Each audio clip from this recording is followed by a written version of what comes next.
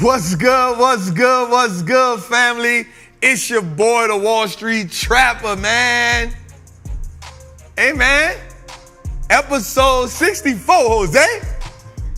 What we talking about? Oh, how much I love a good Tuesday. Joe, you got my phone? Somebody get my phone for me. It's in my office, yeah. Man, listen. Before we get too deep into today, man, let's just make sure that we like, subscribe, and share right quick. Let's like, subscribe, and let's just share. I gotta do this right quick because Jose gonna feel some kind of way if I don't. This is for Jose. This ain't for me, y'all. This is for Jose, and that is simply going live. Jose say go live. We live. There we go. All right. I apologize. So listen. Episode 64, Trappin Tuesdays. First, man, I just want to thank y'all each and every week for tapping in. The growth has been phenomenal. The support has been phenomenal. And I don't care what nobody said, we the #1 show. It's in my heart, it's in my mind, and I see it. You know what I'm saying? I think there's no better tribe than the Trappers. You know what I'm saying? It's what we do. So we dedicate ourselves each and every week to financially implore you to be better. To help you navigate these waters with confidence. So that unlike Peter on the boat who had to wake Jesus up, Jose, Peter had to wake Jesus up because he was unsure.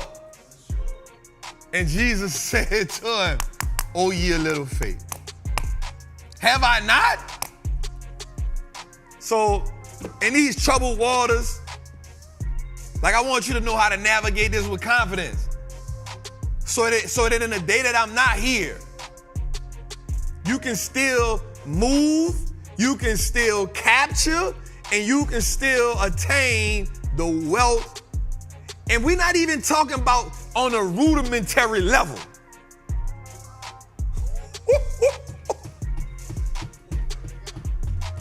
Not even on a rudimentary level.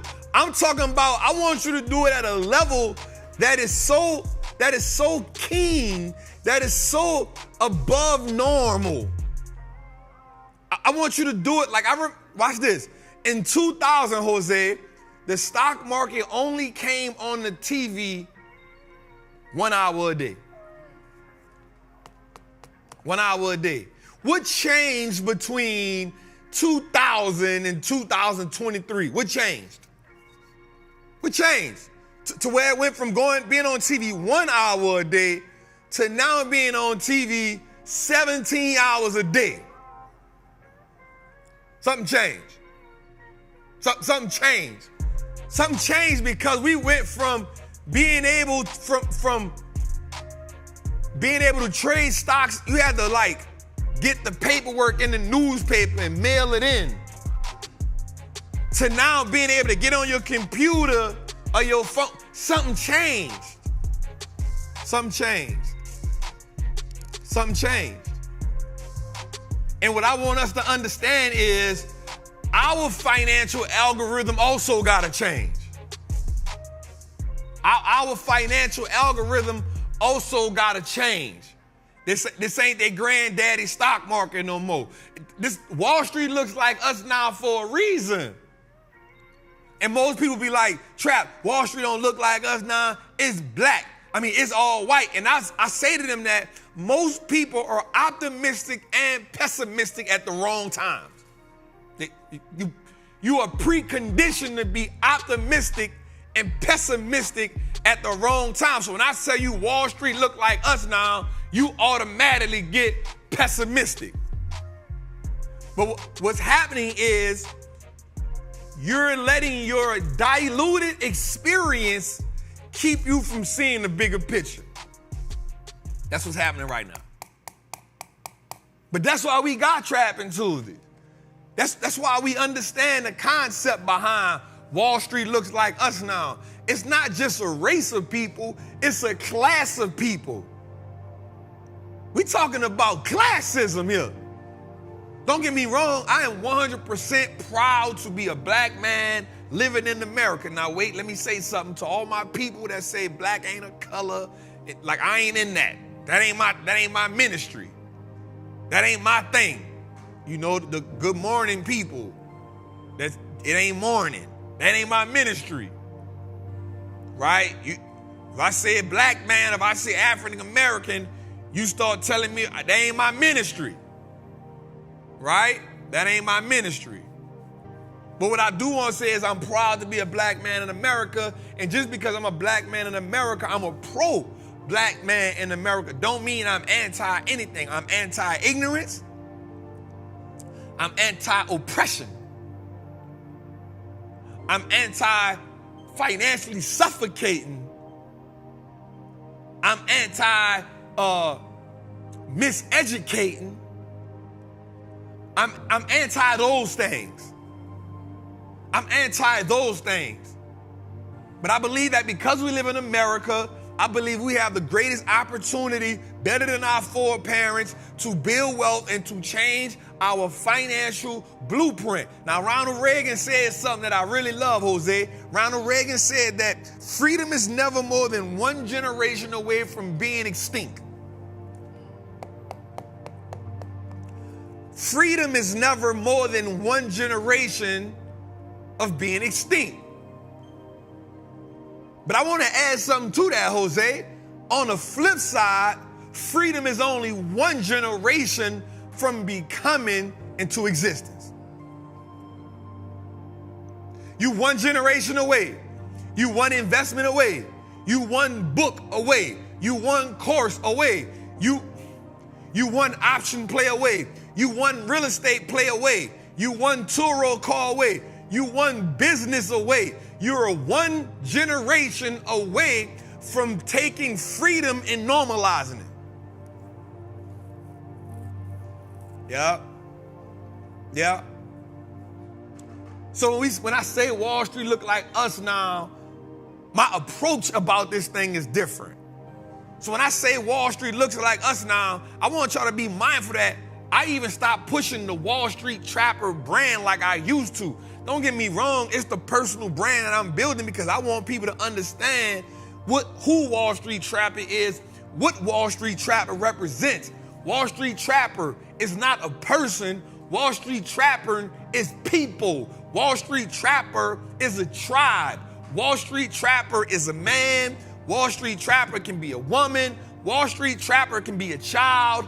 Wall Street Trapper is all of us. Wall Street Trapper is a certified Wall Street Trapper is a person who comes from nothing, who comes from the bottom, who comes from the working class, who desires to build wealth, who desires to change their family dynamic, who desires to be the person that introduce their family to freedom, who desires to make investing the new formula and not retire when they're 65. A certified Wall Street Trapper is a person that is designed to go against the economic state, the economic rules, the unseen rules, and create their own. The certified Wall Street Trapper is a person who is dedicated to being a part of the financial revolution. The financial revolution within their family, the financial revolution within their neighborhood, the financial revolution within their stratosphere, the financial revolution. So what is that, Trap? A revolutionary is simply someone who sees that the current system does not benefit them, so they decide to go against the system. Am I telling you to run on a White House? Hell no, but what I am telling you is whatever system that is oppressing you, I need you to be the disruptor to go against the system. That's what I need. Because today's episode 64 is about financial resiliency. It's about being resilient. It's about going against the grain. That's financial resiliency. That's what this is about. This is about being resilient. It's about, It's not just about learning how to invest. Nah, it ain't just about learning about it, how to invest. It's about learning how to diagnose what is that thing that has been holding you down? What is that thing that has you anchored? Why is your financial algorithm consistently repeating itself? And what do we have to do to disrupt it? Do we have to throw the whole system away? Do we have to find new searches? What is it? We got to find a way to disrupt that algorithm, because what happens is we are inheriting an algorithm that is only suppressing us. And what happens is you become, you become traumatized. You become traumatized and you become the person that normalizes lack. You become, and tonight we're going to talk about some of the things that's going on. Jose, more people now have part-time jobs than in 2008. We talking about this though, Jose. 2008 was a financial crisis. Some people never came out the crisis from 2008 because they still in the same algorithm. I'm not even talking about social media here. Some people never got out of the 2008 recession. They've been in the same algorithm since 2008. The system done rebooted, the system done updated, we done had new players to the game, but you got some people still in that algorithm. Jose, Trappin Tuesdays, this is the disruption button. We the disruption button. That's what we here for. We come here not seeking to be, we don't come here to seek validation. We come here each and every week to pour into the people because Wall Street look like us now. So we come here every week to say, I look like you. You look like me.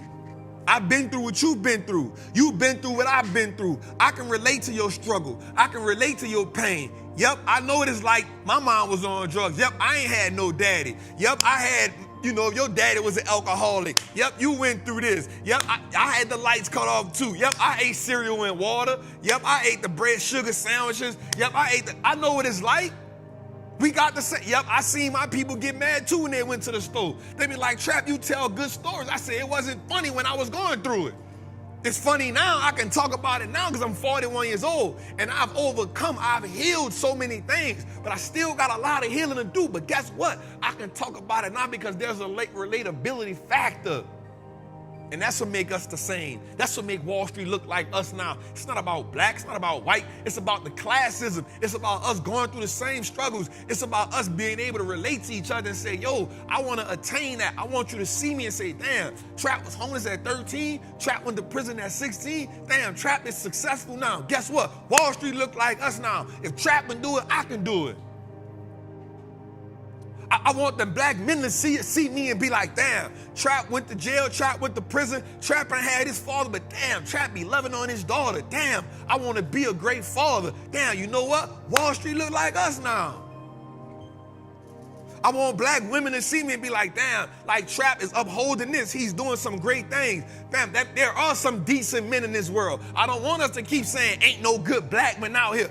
Wall Street look like us now. You know why? Because the only way we can truly build wealth is if we bring back the family dynamic. We can't build wealth as an individual. It got to be us as a whole. It got to be us as a collective. So I'm going to just keep it real with you. I don't care about the other stuff. I want us to move as a unit because if you see one ant, you crush it. If you see a mound of ant, you got to go get some help.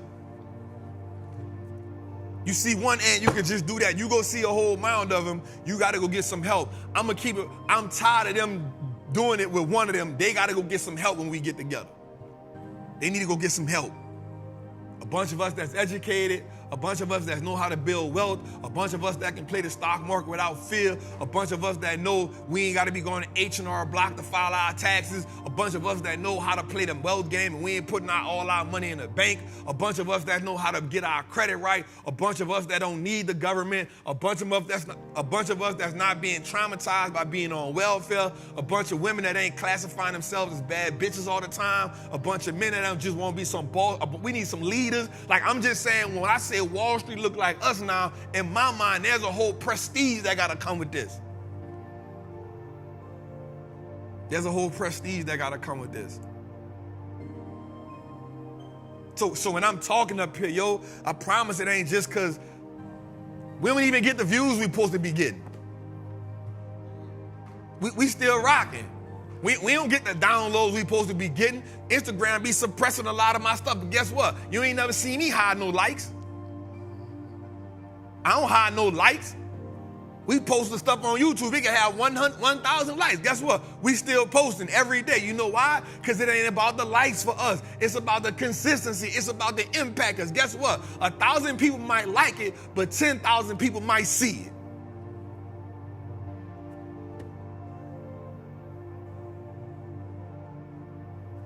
So we ain't tripping. In a world where everybody is, in a world where everybody cares about analytics, we still just care about impact. In a world where everybody care about standing next to superstars, we just care about impact. In a world where everybody want to be in the photos and everybody want to see who they with, we just care about impact. And this ain't nothing against nobody because everybody built different. I just understand that we have a different mission. So when we say Wall Street look like us now, we like salmon. We ain't going with the grain. We going against the river. We going upriver. We going upstream while everybody else going. We just going a different way. And here's the thing. We ain't mad at nobody for not rocking with us. We just want to love on the people that's rocking with us. So when we say Wall Street look like us now, we want a group of people that are going to be financially resilient.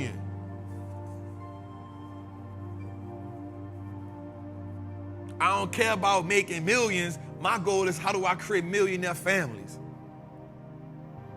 I'm already won the game. It ain't, I don't gotta flash the money. That shit lame to me. How many families can I help change? Dude DM me today, Jose, he said, Trap, in 3 months, I went from 5,000 to 15 rocking with you, bro. I ain't never seen this type of money before. I ain't think this was possible in the market, bro. I'm like, bro, you just getting started. Wait till you turn to 15 to 30. Wait till you turn to 30 to 50. Wait till the 50 become 100.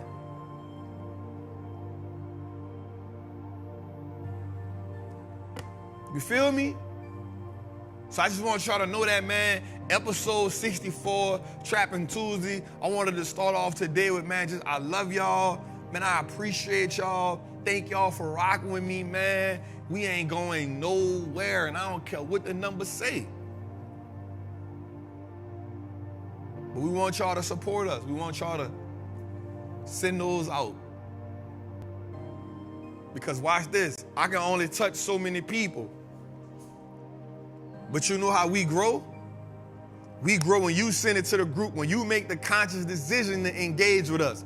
When you say, yep, Trap just dropped this, let me copy this and send this. The same way we send each other those memes all day, the same way you got a phone full of pictures and memes that you ain't gonna never use before, the same way you sending the people in the group chat 7, 8, 9 things in a row, man, go send them all the things and say, listen to this. I want to change the conversation. Like, that's the way we change. How do we change our financial algorithm? Easy. Let's first start with changing the conversation. Fellas, let's stop sending all the pictures of the big booty women. I ain't got nothing against them and the ass shaking up. Let's start sending some stock market news. Let's start sending some real estate news to our people. Say, bro, I ain't worrying about who's smashing who. I'm worrying about how can we smash this bread. Ladies, let's stop sending the toxic conversation to each other. Let's start female investing groups. Let's start women investing chats. Let's start talking about how we help each other build businesses, how we help each other increase the portfolio size. What mistakes did you make while you was investing? What mistakes did you make while you were, and if your people ain't talking about that with you, I'm gonna be real with you, you need to move them because they disrupting your algorithm. That's how we change. I won't change. I won't be a change agent. But watch this, y'all. The change start with me. I'm doing everything in my power right now to be not just financially good, like mentally good, spiritually good. I'm feeding my spirit. This morning, I was up at 4:50 this morning doing a financial prayer line with my mentor, Eric Thomas.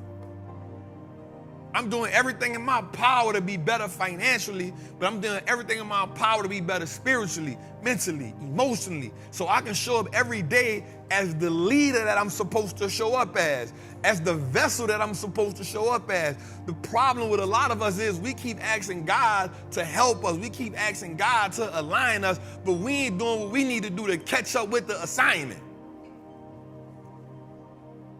We want the assignment to slow down so we can enjoy this moment. No, you got to give up the enjoyment of the moment to catch up to the assignment so you can start walking in purpose and abundance, whatever that look like. Whatever that look like. We got to listen, you cannot bring old luggage to a new destination. Listen, you've been to Aspen. You trying to bring Aspen clothes to Hawaii. This is a new destination. That attire don't fit.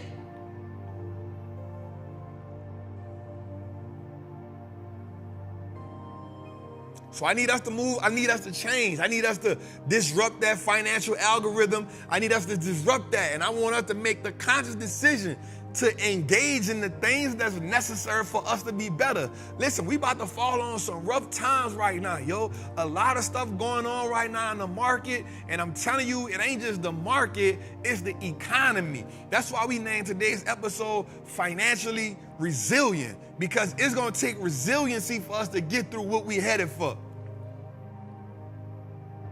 And what you gonna see, you gonna realize a lot of relationships ain't meant that. You gonna realize a lot of friends ain't, you gonna realize a lot of people you would talk, Cause a lot of stuff gonna come to a halt.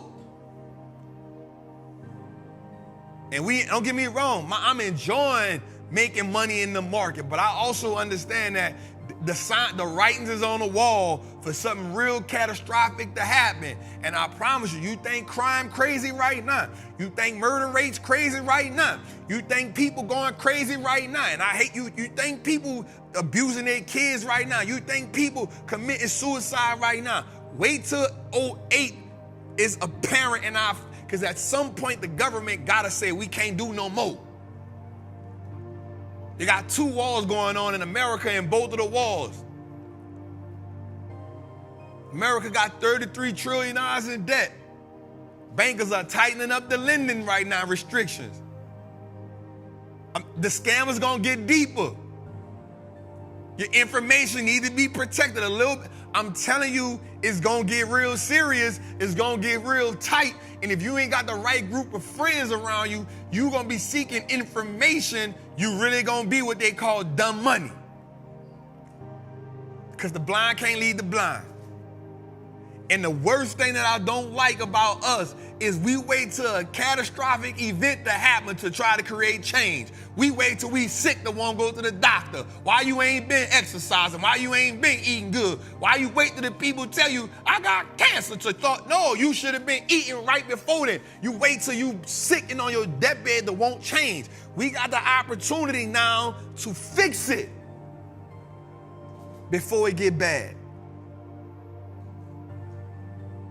We got an opportunity to fix it before it get bad. And here's what I know. Man, Trap, you just talking. Trap, it ain't about to be that. All right, cool. Here's what we all know. Yep, we had a bad October. We had a bad September. We had a bad August. We had a bad market last year. But that's just the market.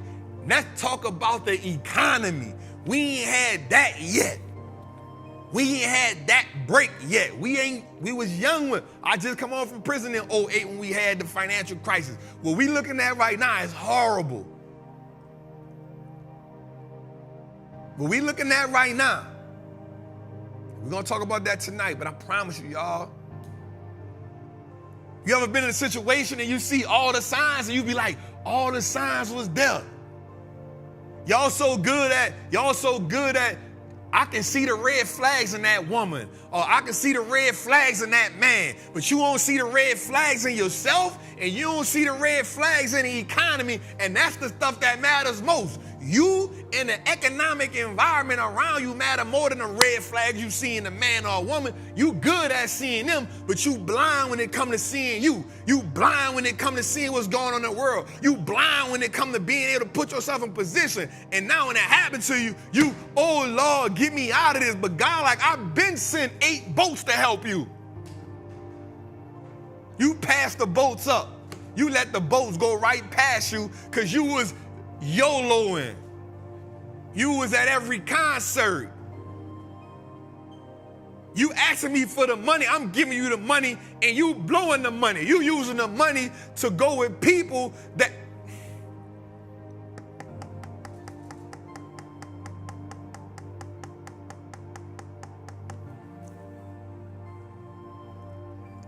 At what point do we say enough is enough, y'all? At what point do we say enough is enough? At what point do we say, man, I got to get my stuff together? At what point? At what point? At what point do we say, yo, it's... We already know that there's a time for seed, and we know that there's a time for harvest. The worst thing about it is when you looking for the harvest in the seed season and you discombobulated because you won't understand the seasons. Let me make that make a little more sense to you. April, May, June, July, August, I'm buying 2 and 3 watermelons because they got seeds. October came, I'm like, yo, where the seeded watermelon at? I'm mad. They don't got seeded watermelons no more. I'm pissed off. Man, the people killing off all the watermelons. They tripping, they trying to kill us. And somebody said, hey, bro, it ain't watermelon season. I said, what? He said, bro, it's October. It's not even watermelon season. The problem is you looking for the harvest in the seed season. And you mad because you can't get a harvest because you ain't never plant the seed. You ain't never tilled the soil. Watch this, Trap. Why are you looking for watermelons that you ain't never plant anyway? Let me go a little further. Trap. Why you looking for watermelons that you ain't never plant and you got a whole farm? Let me make that make sense. I'm not even talking about watermelons in the farm right now. I'm telling you, you got access to all the tools, but you ain't using them, but you expecting the results from something you ain't never done, and the tools right there collecting dust. It's right in your face, but you don't want to do nothing with it. Man, get me out of here, Jose. Get me out of here, man. Get me out of here. Get me out of here, man. Trappin' Tuesdays, man, episode 64. Financial resilience. Man, listen, man, do me a favor. Man, like this right now. Get the likes up. Subscribe. Share. We got a great episode ahead of us. Shout out to my team. Let's put our prayers up for Dave. He had a family member that truly,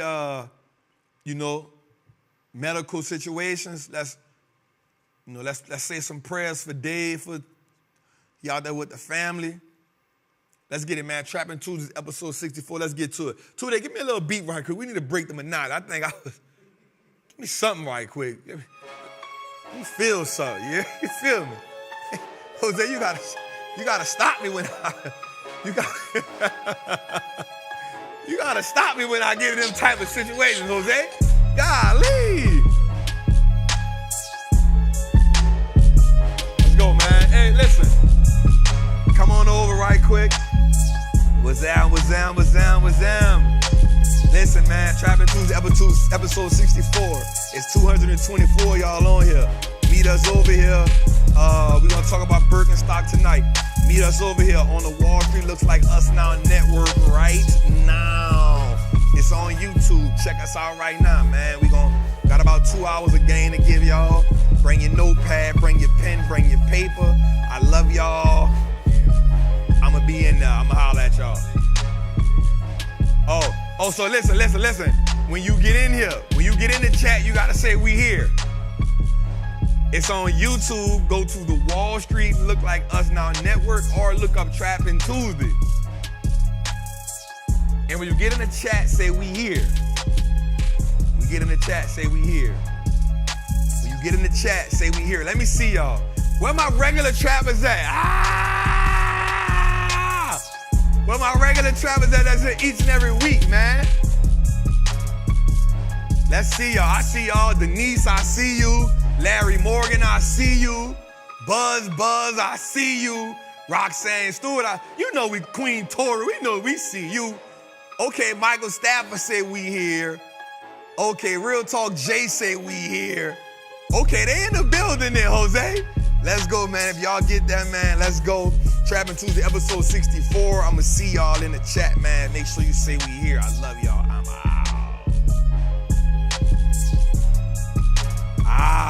Man. I feel good.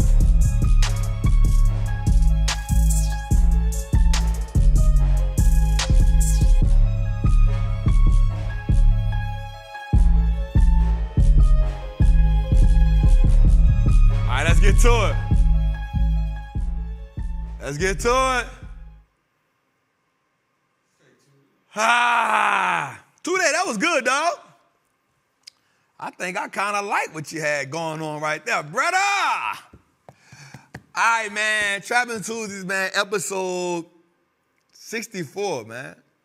Jose, we 64 episodes in. So that mean we what? 44? 46? 46 more episodes away from 100. You know what they say? They say most shows don't make 100 episodes.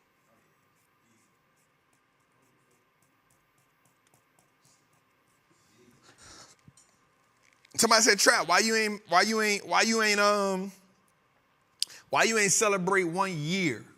I said, for what? I planned on being here longer than a year. Why would I celebrate what I knew I was gonna be here for? That wasn't an accomplishment to me. Now, 100 episodes, that's an accomplishment. Because 100 episodes show consistency. 100 episodes sold a 36. Yep, 36. 36 episodes, yep. Yep, 36 episodes. Thank y'all. So 100 episodes show consistency. 100 episodes show resiliency. 100 episodes show evolution. Right? That's a different type of commitment.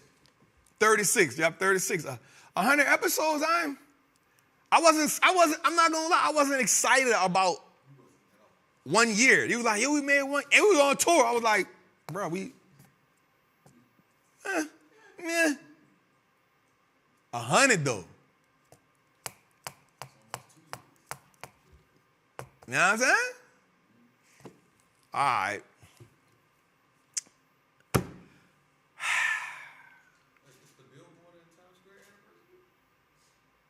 Well, you know we did the billboard before the show.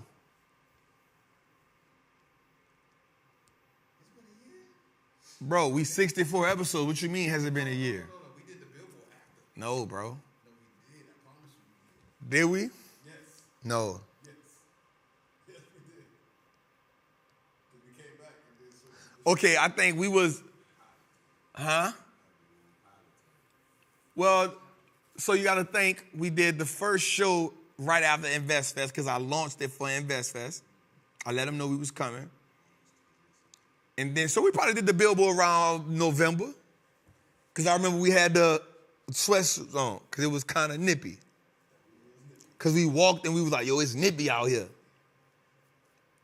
So that might be, I think it's time for another billboard. I think we need a Wall Street Look Like Us Now billboard.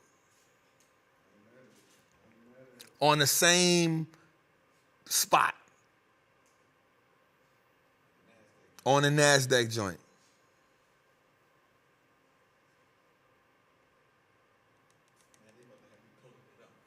All right, man, listen, let's go, man. I ain't mad. All right, let's go, man. Y'all know what time it is, man. Let's go, man. Y'all know what we doing. Listen, I want you to do something for me, though. I want y'all to do something for me. I want you to, if you're in your house saying this with me, I want you to say it and tag me in your story while you saying it. That's what I want y'all to do. Thank you for the super chat, beloved. Thank you so much. All right, let's go. Man, somebody said I've been here since episode 7. Let's go, baby. All right. I am a certified Wall Street trapper. I'm confident in my ability to make great investments. The stock market is a machine that prints money, and I'm more than capable of operating this machine. Not only will I free myself, but my family will eat for a lifetime based on the information I apply today. I'm a money maker and a wealth builder. Today I break all the chains that anchor me to that poverty mindset. My ancestors will smile now because I have turned our last name into an asset. Y'all know that's my favorite part, because a lot of people sacrifice for us to be here. My family's purchasing power will increase indefinitely. Today, I make the declaration that no longer will I be a slave to money. No longer will a generation behind me inherit lack. No longer will I submit to selling my time for money. I am a first-generation millionaire. I am the architect of my family's legacy. I am a certified Wall Street trapper, and Wall Street looks like us now. Let's go.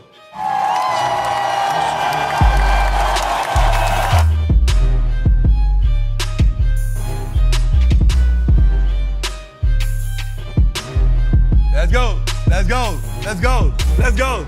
Let's go. Let's go. Let's go. Let's go. Hey.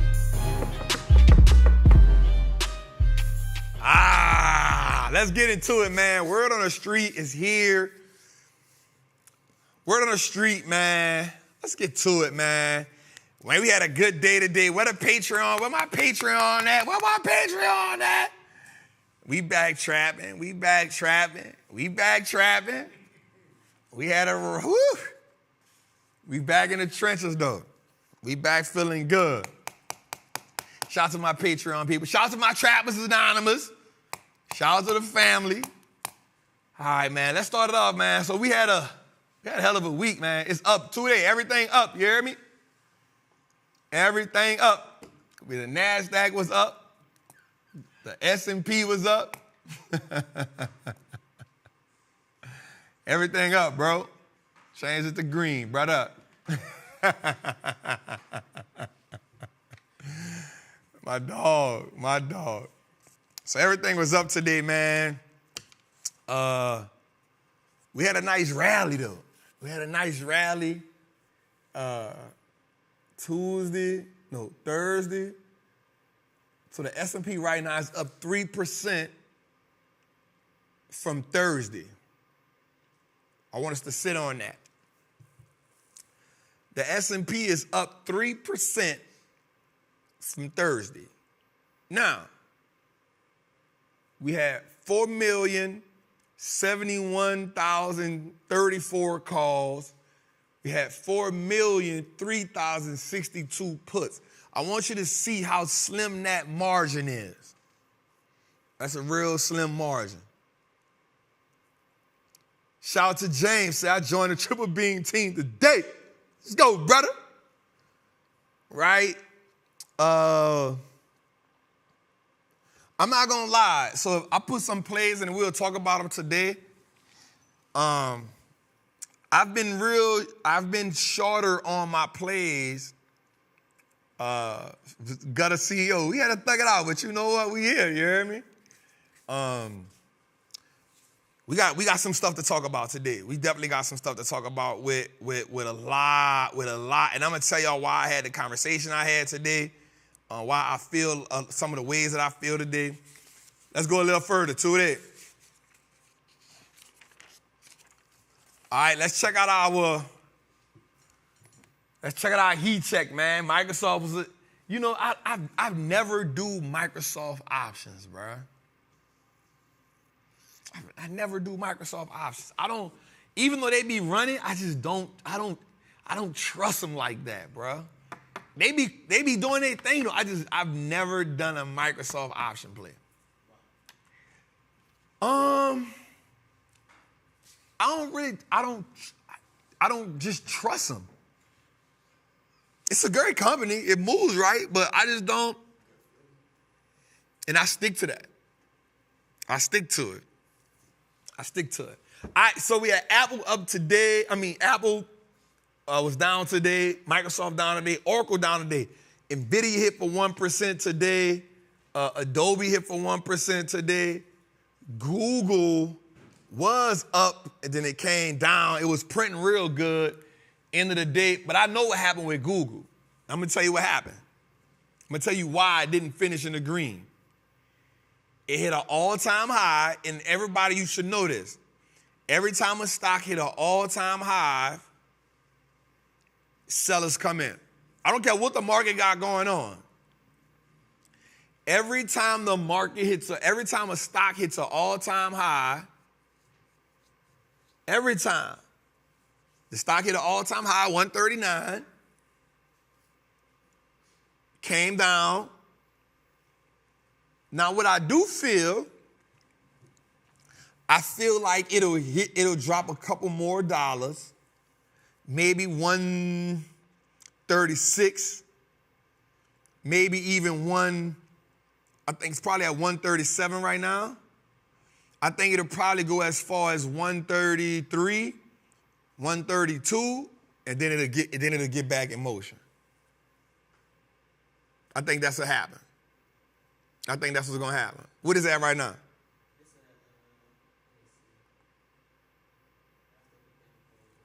Well, let me just go to Robinhood right quick. You gotta be quick, little brother. You gotta be quick, little brother. Now, if I get it before you, bam, I done got it before you, bruh. Golly, I started after you, bruh. Doing the wrong thing. You was already on the app. So it's at 138 right now. I think it'll go 134-ish, 135-ish, and then it'll hit, because all that is people saying, hey, it's an all-time high, let's take profits, which is one of the reasons why I personally, not all-time high, 52-week high, I'm sorry, thank you for the correction, not all-time high, 52-week high, I'm sorry, not all-time high, 52-week high. I apologize. Thank you for the correction. That's what I meant. 52-week high, 139. It hit that today, and it bounced back. So I think maybe 136, maybe 135. As far as 134, and I think it'll bounce back. Because the only thing that's happening is, and this is why one of my rules is, when I'm playing the options game, I try my best to avoid if a company is close to its 52-week. Just because I know it's gonna bounce. And that always happens. Now, what happens is this, though. It'll hit it, and once it bounces down, now it can skyrocket past it. And once it enters that realm, now it can do whatever it got to do. So that's kind of what I have, man. Let's see. Amazon. We had Amazon Prime Day today. Definitely was a banger. Tesla, up 1.5% today. That was sweet. Netflix, I've been just saying stay away from that one. Coca-Cola been getting beat up, but it finally turned around. That was real good. ServiceNow was down. CRM was down. Costco, AMET was down. And here's the thing, though. A lot of this came down toward the end of the day. It was up earlier. It had a run earlier. Came down toward the end of the day. You know, it happens. Anyway, let's go a little further to it. All right, so, man, we in our fear. The market is definitely not greedy. And this coincides with what I was talking about, y'all. Like, this 125, it's 25 gauge. It's at 32, fear and greed. The market's still kind of fearful. But I will say this.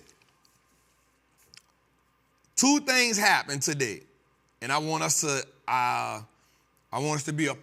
realize this. Two things happened today, y'all. The two things that happened today was, one of the things that happened today was Treasury yields came down. Now, let's talk about that for a second. I had wrote something in my phone. I didn't get a chance to write it down. I wrote something down that said, watch this. I wrote something down. I was doing some data today. And it says, right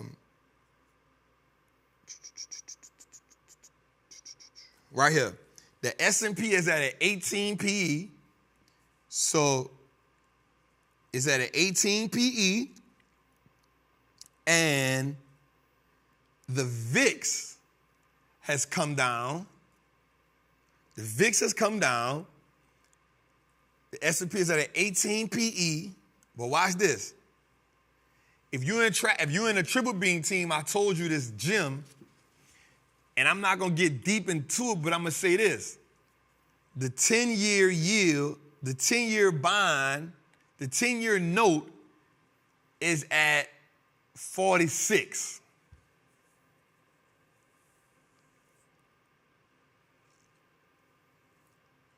The 10-year note is at 46. So the yields have come down.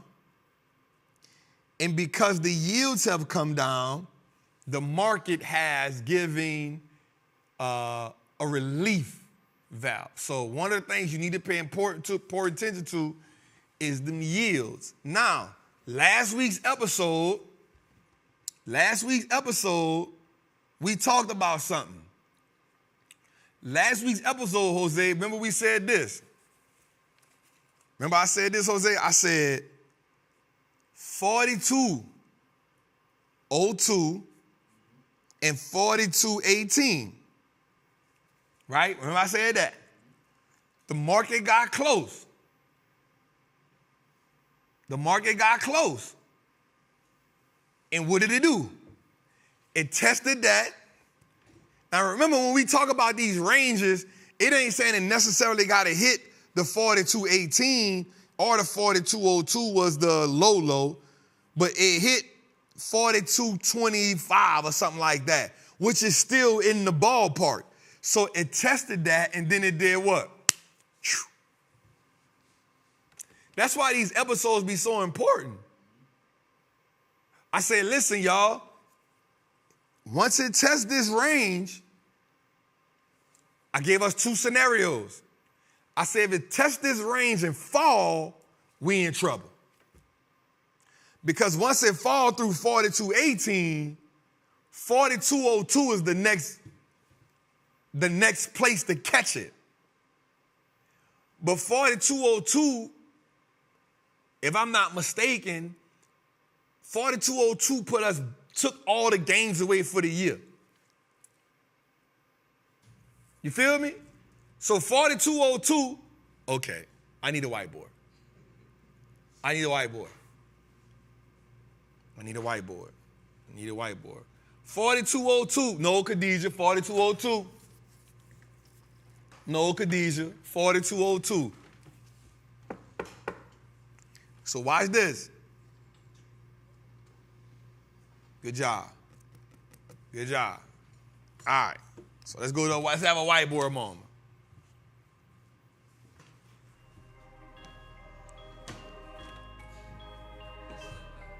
Saw that? I was on the thing, right? They saw me? Oh, damn.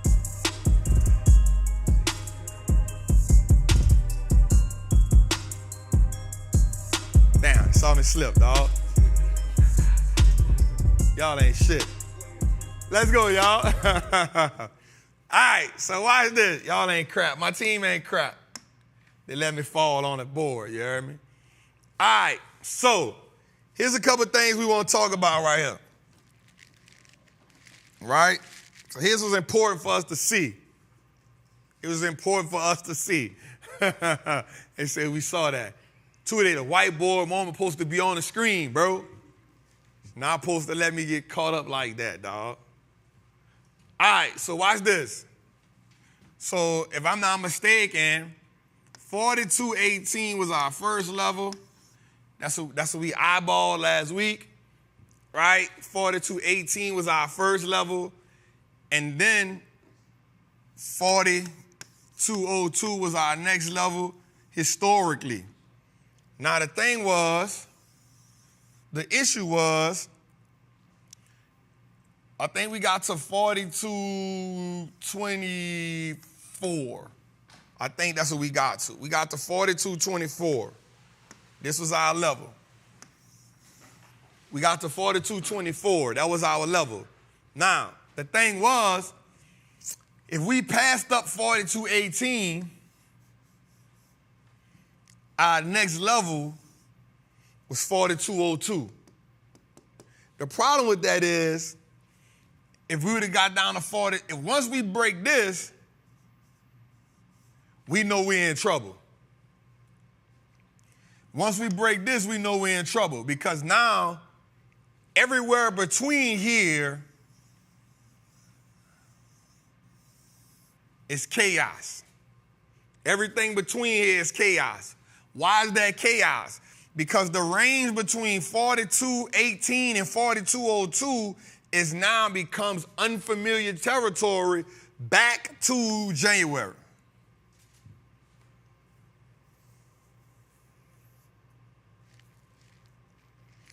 You feel me? Yep, all the same neighborhood, 100%. So anything between 4218, once we break 4218, the next support level is here. So everything here means everything that mean blood. Everything between that mean blood. The crazy part is to get here, we don't want to drop that because we already established that 4202 erase all S&P gains for the year.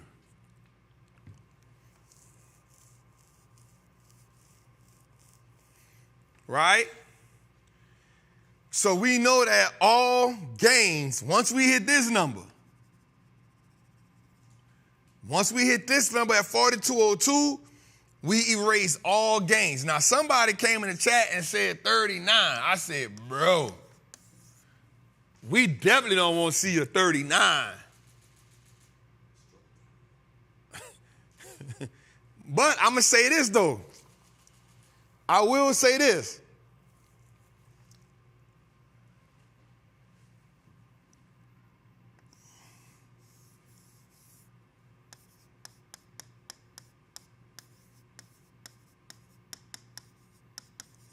$42.02 is still possible.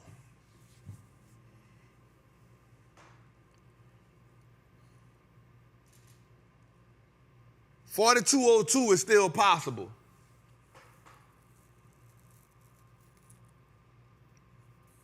It came to 42.19, so we was real close to it.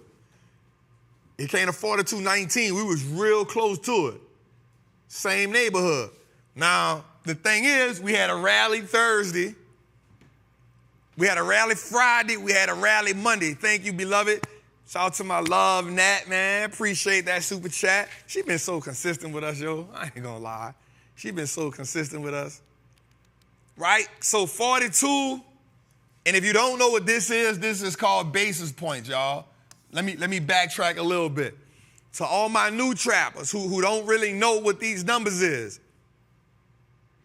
So if you look on side the S&P 500, if you look on side the NASDAQ, if you look on side the Dow, you'll see numbers. Those numbers are called basis points. These basis points right here are the basis points of the S&P 500. Why do we use the S&P 500? Because those are the 500 biggest, they call the S&P 500 the big board. So the Dow has the 30, the NASDAQ has 100, but it's really a little more than 100.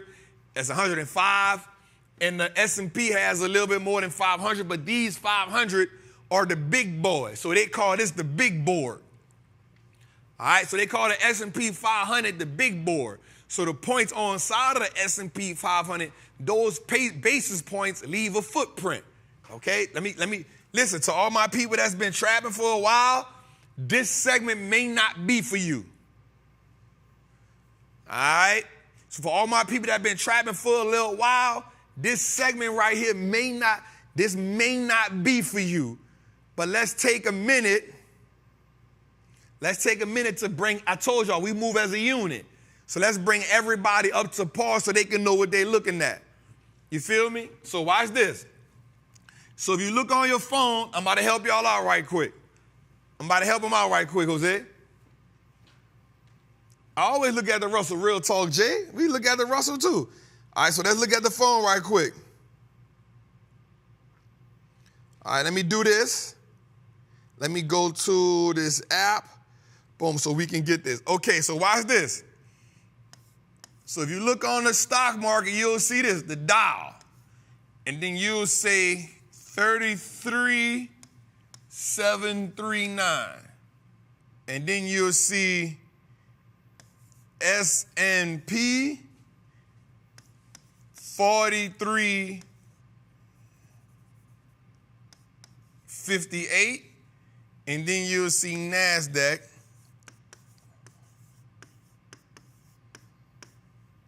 13,562. All right? So, what happens is this.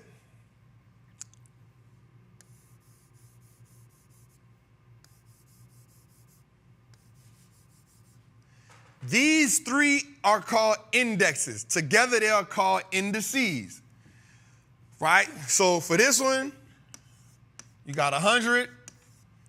For this one, you got 500. For this one, you got 30, right? You got 30 companies. 30 companies, 500 companies, and then you got 100, right? Now, as these 30 stocks move up and down, it causes these basis points to move. So if these 30 stocks as a unit, so they move as a unit, right? So some are up, some are down, and the combination of them causes it to move a certain way. Now, the difference in that is this.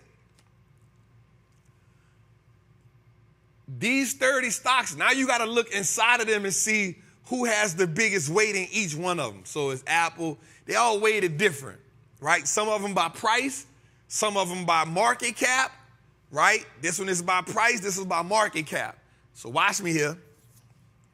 So depending on how these 30 stocks move, meaning who's buying, who's selling, as a collective, every second, that index is moving up or down. Every second, that index is moving up or down. So as a whole, if these 30 stocks together go up in price, that causes these basis points to move. We trapping or we trapping right now? Everybody understand what we're going on right now? All right? So watch this. If these stock prices inside these 30, there's technology that measures if this index is going up or down based on the buying and selling.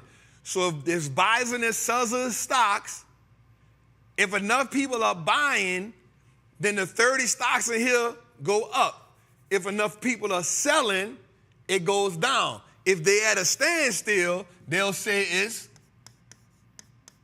flat. They'll say it's flat. Now, when they say the Dow has lost 300 points, that means there's, this is good. When they say the Dow has lost 300 points, what they're saying is the sellers are winning. And so now if the Dow loses 300 points, that means this now goes to 33, what that is, 439. If that happens, then the Dow is now down. I mean, the dollar's down.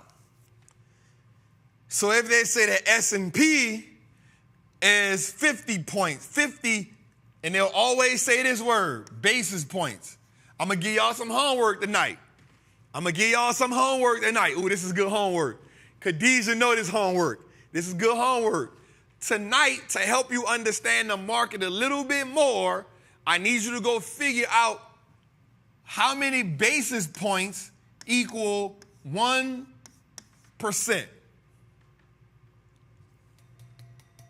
This ought to be good. This good. So your homework tonight, because my goal is to help you understand how to play this game. My goal is to help you understand how to play this game and how to play the game well. Right? I'm not talking about an ETF. I'm talking about an index.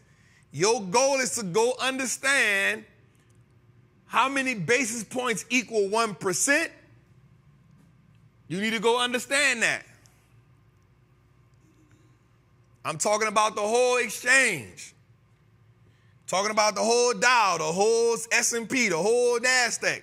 Talking about the whole exchange. I'm not talking about an index. I'm not talking about one ETF. I'm talking about an entire exchange. So you need to understand how many basis points equal 1%. So when they tell you that the Dow Jones has lost 400 basis points, you can say, okay, well, that is such and such percent. I'm okay.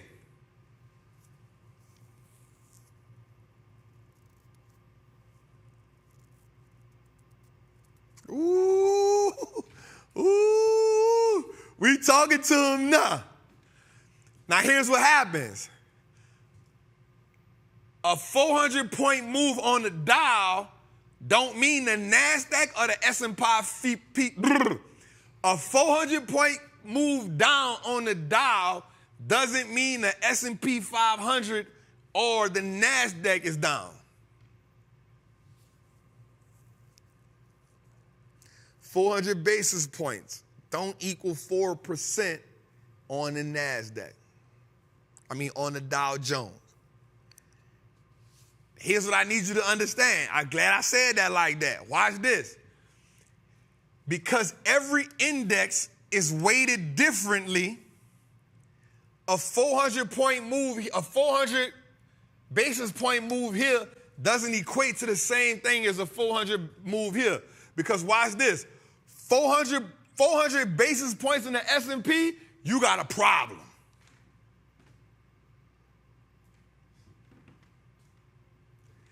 If the S&P loses 400 points in a day, if the S&P loses 200 points in a day, we got a problem. So we talking about in one day. If the S&P lose 200 points in one day, you got a problem. You got a serious problem. But the Dow can lose 400, 200 points, 300 points in a day, and it'd be like, all right, the Dow is down 200 points. I bet.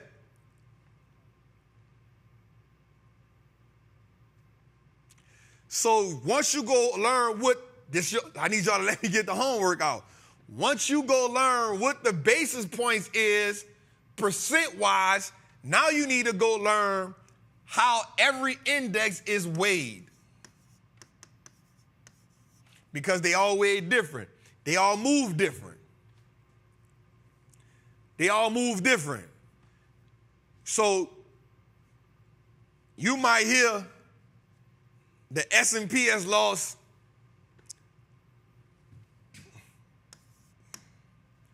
0.67%, but that thing bloody. That thing lose watch this. The S&P can lose 1% and it's bloody. But the Dow can drop 300 points and you be like, I bet. You got to remember. These numbers are drastically different. The basis points are drastically different.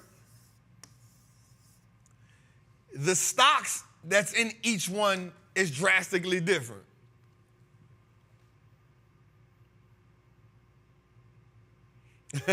We already working on the trap. We at the front of the class. I like that. I like the front of the class. We're not sitting in the back of the class no more. All right, so here's what I want you to understand. Every index moves different. Now, just to give you some context, Jose, you like this? Just to give you some context. Yep, you got the Russell too, so let me just add that because people asking about it.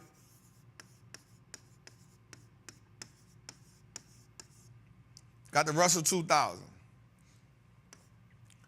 All right, so this is the small caps.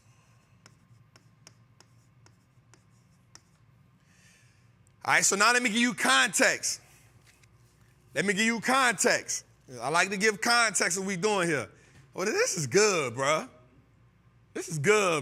Somebody online trying to sell them this for $19.97, bruh. You feel me? This is good. All right, so watch this. The Dow Jones represents 30, watch this, of your more industrials. So even your John Deere, your Caterpillars, that's what's over here.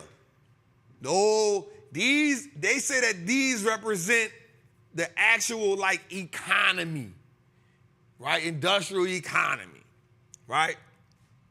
The S&P is a mixture of the 500 biggest companies, right? Your 500, this the best. This is why you see some companies, when they go public, they may start off somewhere, but their goal is to get on the S&P or the they be like, yo, they just entered the NASDAQ. We got rid of them to put them here.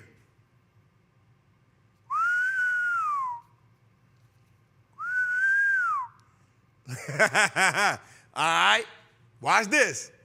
And then you got the NASDAQ. So this represents mostly technology stocks. Now, it is 89% technology and the other, 11% is a mixture of some other stuff.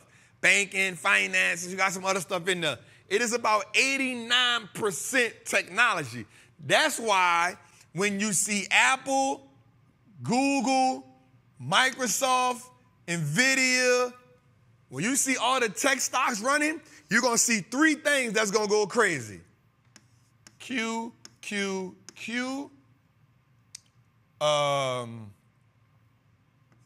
XLK. That's what you're going to see go crazy. You're going to see that go crazy. So when you see this going crazy, you can always partner them two with it. Ooh, we cooking. Ooh. We cooking right now. So when you see this going crazy, you can almost bet that this going crazy and probably, now I'm going to tell you something. SMH. Oh, so when you see QQQ, XLK, When you see the NASDAQ going crazy, you can bet them two going crazy. Now let me help you out though. If you see NVIDIA, watch this. If you see NVIDIA, AMD, and Broadcom doing good, then you also know that SMA is going crazy too. Yo, I'm giving you, this is crazy. This is crazy. This is crazy. This is crazy. Khadijah, Khadijah should know this like the back of her hand. Right? So I'm giving you an idea. So if you see QQQ, XLK doing good, then you probably know the NASDAQ doing good because they represent the technology. If you see NVIDIA, AMD, and AVGO doing good, you probably already understand that SMH is doing good, and also XOL is doing probably good too. SOXL, probably doing good too. Not so much TSMC. They don't really be moving too much. Right? Now, I'm going to tell you something. Apple is a dragger. Apple is a dragger. The reason why Apple is a dragger is because it's so big, it drags this and this, but it doesn't necessarily drag the NASDAQ.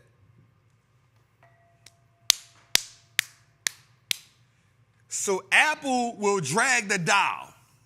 Apple will drag the S&P, but it won't drag the NASDAQ. And the reason why it don't drag the NASDAQ is because you also have Microsoft pushing. You have so many other pushers inside of there to where it doesn't drag it as much. But I will say this. Anytime you see this, anytime you see this, anytime you see both of them down, it's a good chance they're going to drag the market together. Because these the biggest. Anytime them two down, it's a good chance that one of those indexes are down together.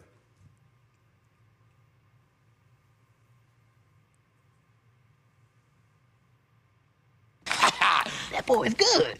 Mm-hmm. All right. So y'all homework, before we get back to what we doing, you got to go figure out what 1 basis point equal. And once you figure out what 1 basis point equal, you got to figure out how that equates to each index. So now when they tell you the Dow Jones is down 400%, 400%, Jesus Christ, 400%, let's all go inside. Grab the guns, they shoot. 400%, it's over. Ain't no more market. You feel me? But the market, 400 basis points, you need to know how many, if 400 basis points, what does 400 basis points equal a move in the Dow? What does a 1% equal move basis points in the NASDAQ? What does 1% mean inside of the S&P 500? All my advanced people, y'all already knew it. But all of my new people, we just gave you an amazing idea. We gave you an amazing concept on how to play this game. For me, it's all about teaching you not just how to buy stocks, but we need to, again, we're not just on a rudimentary level here, right? And the goal is to bring everybody up to par so we all can see the game and understand, 200 points, I don't got to panic. That's not even, 200 points on the Dow, I bet. That ain't 1%. 1% on the S&P is, so if you understand how these basis points and these percents move, now you understand, you can gauge how the market is moving. All right, let's go. Good. Love it. Love it.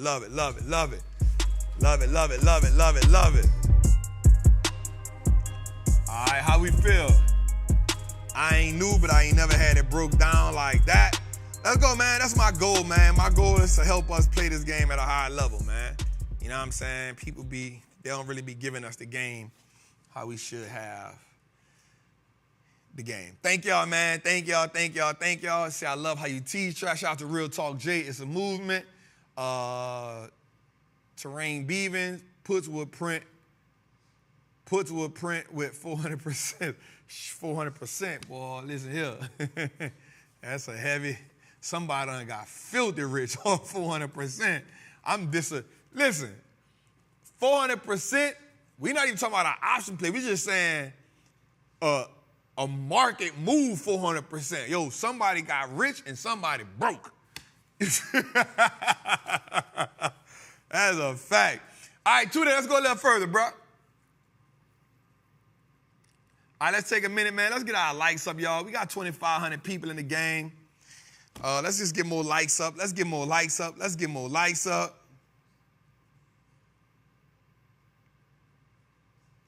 All right, cool. How many likes we got, Jose? 1,100. Let's get the likes up, y'all. Let's get us to 1,500.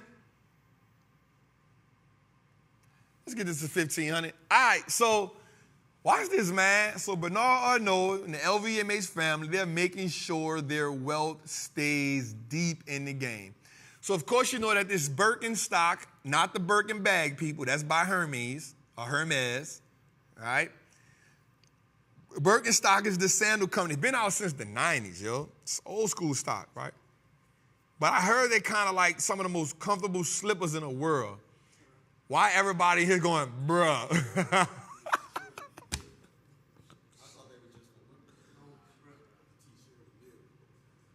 Huh? So these Birkenstock sandals are like crazy.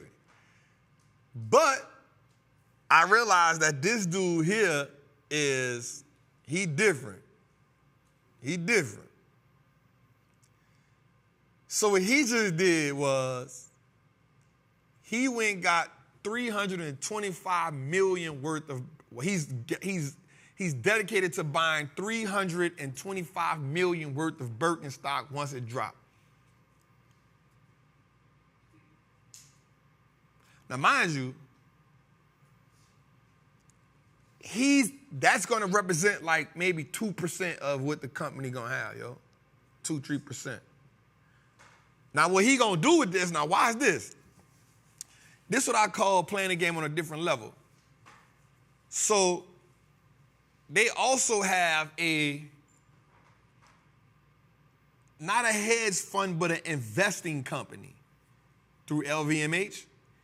They invest in the 300 and something million through their investing company. So watch how this is going to look, though. It's still not personally owned by him, but it's still dedicated to the family.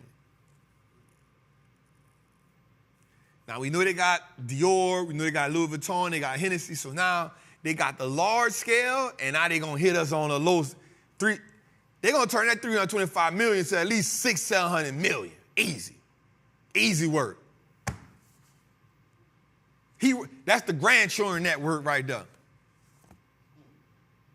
That's what I be talking about. Like, so here's what I like, and I'm not going to lie. So when people be telling me, and so I think I'm a big picture thinker, right? I'm a big picture thinker.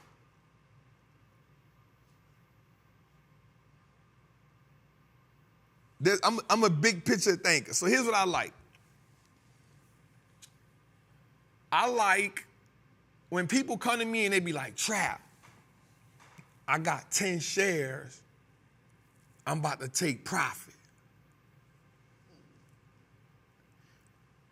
So, one, I congratulate you for having 10 shares. You in the game. But two, I'm mad at you for wanting to take profit. The reason being, how the hell we ever gonna get the 325 million worth of stock if we keep taking profit with 10 shares? How many? So it's supposed to IPO at about $49. So it's about 6 million shares? 6 million shares. Now, the crazy part is this. Watch this, B. Watch how dope this is. Watch how dope this is. 6 million shares, right? $49. It's him and two more companies that's buying up 70% of the stock. So what you think gonna happen when the stock IPO? It's gonna pop. Watch this. Let's say it opens at 49, it goes to 55, and he sell half his position.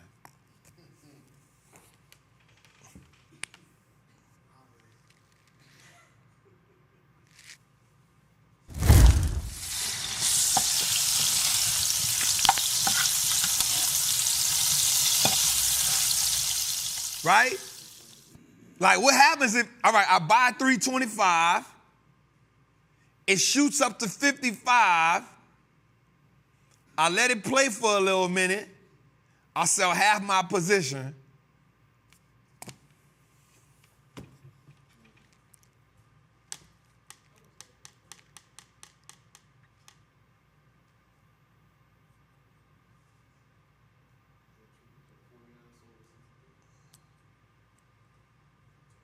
It was 49, sold at 63. That's sickening. So that's what I be saying when I say, why we taking profit at 10 shares? Like, I need us to start thinking, I'm going to keep it real with you. Even me, like I'm at a point now where I'm right now I got 1,000 shares of NVIDIA. I got 1,000 shares of all my big dog companies. I'm at 1,000 a pop. Bruh, on a large scale, bro, that ain't nothing. You feel me? On a large scale, that ain't nothing. So somebody asks me, like, Trap, when you take profit, I'll be like, to put in my pocket? Never. Stock money is stock money. Stock money is wealth fund. That ain't for me to take out. That ain't for me to take out. That's for me to, I want to reinvest that. My goal is to generate enough money from the market to live off it. But my goal ultimately is to trade to keep funding the buy and hold. My trades is to fund the buy and hold. So when I took 40 grand from my options account to go buy 40 grand worth of AVGO shares when it had made that big fall. Other than that, I'm not taking the money out like that. The goal is to trade to invest. Because what happens is, once you can trade and then invest, you know you've adapted a skill with trading. You feel me? You've adapted a skill. Like there's people that actually live off, right? And that's a good skill to have. But what happens when I can say, all right, let's say I can get $1 million a year. Just bare minimum. Let's say I can get $1 million a year out the market from trade. My goal is to invest at least 550,000 of it.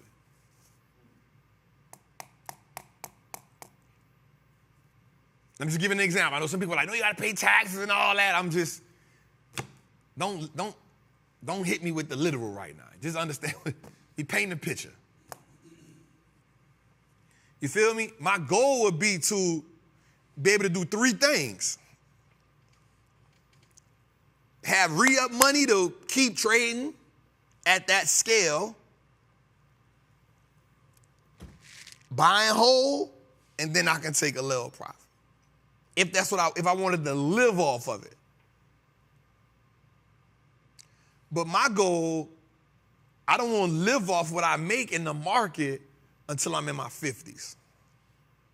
That's when I won't start playing like, all right, let me live off this.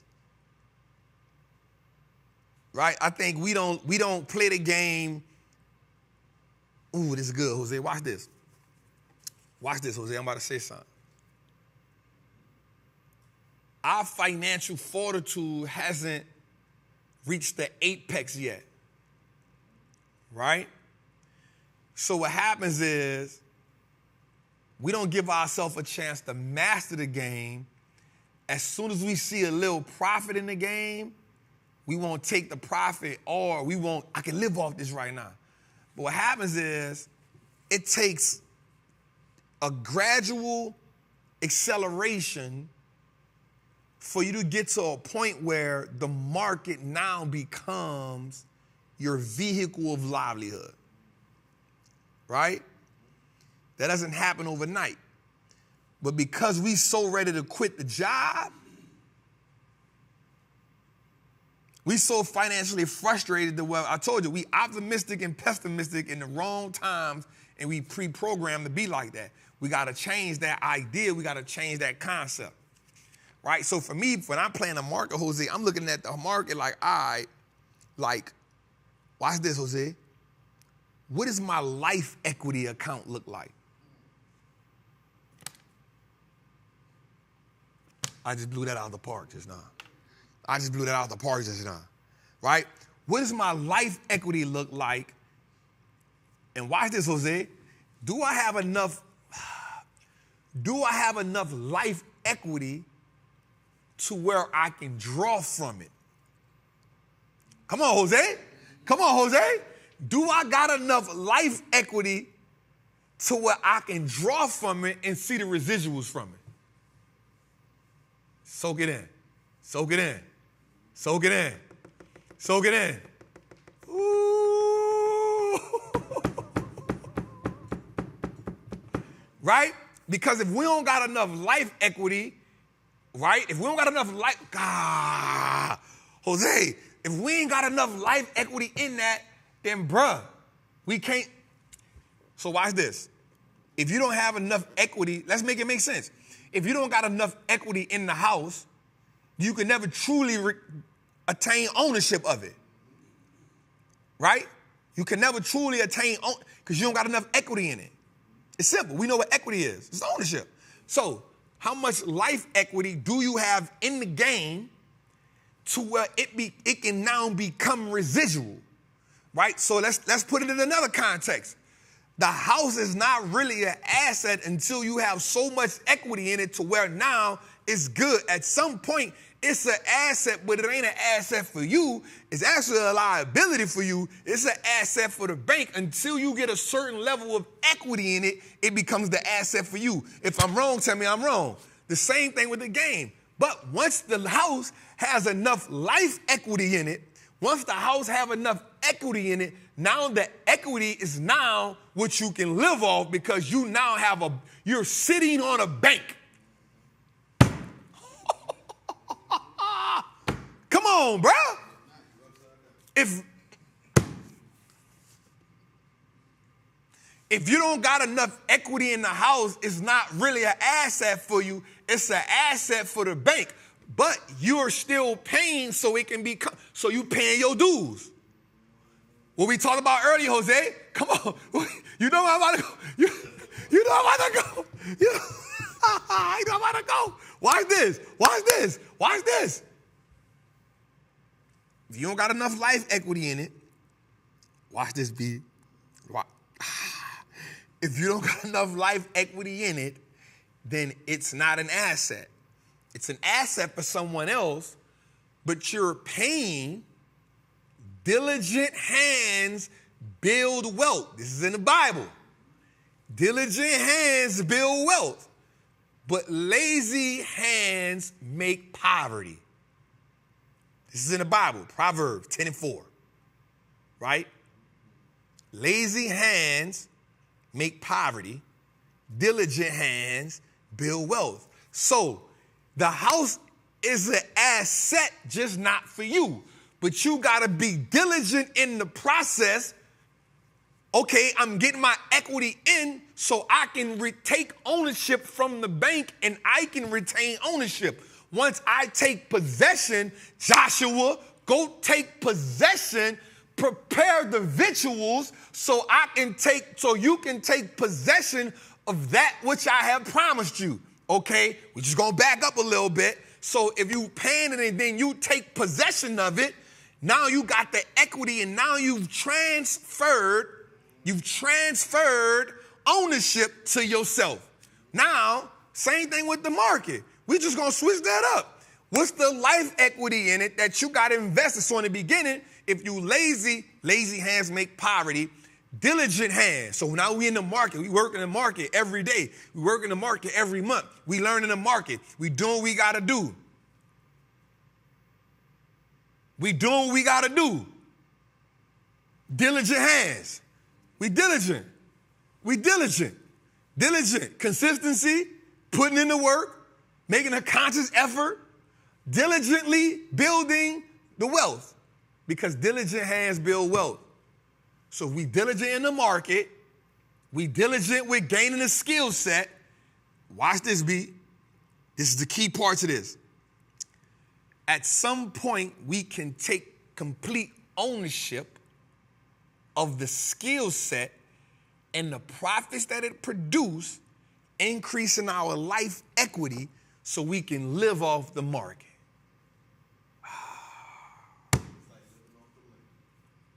And now we living off the land.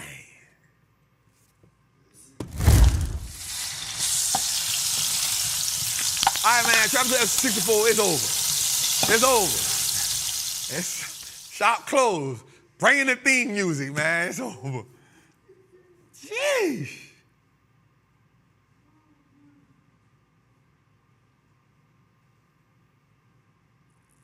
I just got to sit in that for a second. I think E.T. would be proud. That was good. Now, that goes for what we talked about earlier, Jose, digging in. Digging in. Digging in. All right, so that's what but back to this part. We done forgot all about Bernard. We done got all off Bernard. All right, back to Bernard. All right, my bad. 2 days. Let's get the recession portfolio right quick. I forgot all about Bernard. I forgot what the hell we were doing. All right, go to the first one. All right, so here we go, recession portfolio. Y'all know we got TPH and VTRX at the bottom. They're still doing good. It's just stupid thing done got too big. All right, ATRK, we lost $4 on today. We still up 43. CELH hit today for another 1,600. That's good. Costco, listen to me. Let me tell y'all something what I love about Costco. All right. Let me tell y'all something I like about Costco. I like Costco. Goddamn. Give me that, George. That's the light. Right? What I like about Costco is the fact that they've, and I didn't realize this. I heard Kramer say it, and it made so much sense to me. I got to give Kramer his props on this one. Kramer said, he said, so I love Costco, but I never thought about it from this perspective. He said, you probably won't see people stealing out Costco because you gotta have a membership just to get in. Bro, I was like, ooh, that's good. I said, you got a point right there. And you ain't breaking no Costco glass because they ain't it's like a big warehouse. You need a whole truck to run in the door. Man, they ain't going to grab no Costco, boy. So anyway, we like Costco. Crocs, bruh. And it didn't dawn on me till later that the retailers was getting beat up and I should have got out of that. I didn't realize it. But anyway, it is what it is. Eli Lilly, crazy. His was amazing. I'm going to talk about this tonight. And I know people be mad at me, but I don't think people get it when I talk about war is a for-profit game, right? And in no way, shape, form, or fashion am I saying, we won't see people get killed. We won't see people I'm not for war. I don't want, man, Steve ain't seen the video. He said the video? I want to show him something in a minute.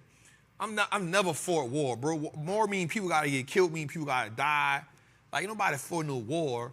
But I try to make the obvious, and it was simply me saying when there's a war, you're going to see defensive stocks skyrocket. Now, mind you, I've always said you need to own defense because we live in a world where war exists. You can't get around it. It's kind of like living in the old days and not having a sword or a horse. It exists. It's living in cowboy days and not having a pistol. The difference is we couldn't buy stock in it then. You feel me? But not, like, it is what it is. So we definitely not, we don't want to see that. We don't want to, you know what I'm saying? Like that's, and I don't like that people do that. But we was down on this LMT play by like $1,000 over the last month. It went out, it was just, I was like, damn, it's just done turned negative on me. Bruh, that thing popped $33 yesterday. I said, ooh, I'm about to sell it. I'm about to sell it. You know why though? Because the only thing that made it pop was the war. It wouldn't have popped outside of that. I'd have been still losing on it. I'm like, I'm about to sell it. I'm about to sell it. I'm about to sell it, dog. I'm about to sell that, man. Huh? No, just Lockheed Martin. Yeah, I'm gonna get out that position. I'm gonna get out that position. That's one of the ones I already was saying, like, Lockheed Martin gonna go next year. Costco gonna go, Lockheed Martin gonna go next year. Crocs gonna go next year. TPH gonna go next year. SAIA gonna probably go next year. Probably got like 6 of them gonna probably go next year. Anyway, Meta, Nvidia, SAIA, TPH, VTRs, they doing good. Let's go a little further. Today. All right, so today, bro, I told you to get this one off too, bro. You can take that off right now? Huh? Take it off. So one of the things we wanted to do was, I always show y'all, shout out to the Patreon right quick. Shout out to the Patreon right quick. Want to show my Patreon some love. Nope, we do not do penny stocks over here, fam. That is not the game that we play. We don't play the penny stock game. Shout out to the Patreon group today. One of the things the Patreon group hit me with today, they said, they was like, damn, Trap, you on fire this morning. And one of the things I like to do is when I see an opportunity, that's how I move. You know what I'm saying? Like I'm always lining stuff up. I'm always putting myself in position. I'm always ready to execute. Like even in a loss, bro, I never once thought about quitting the game. You know what I'm saying? Like I never thought about, man, I ain't about to trade no more.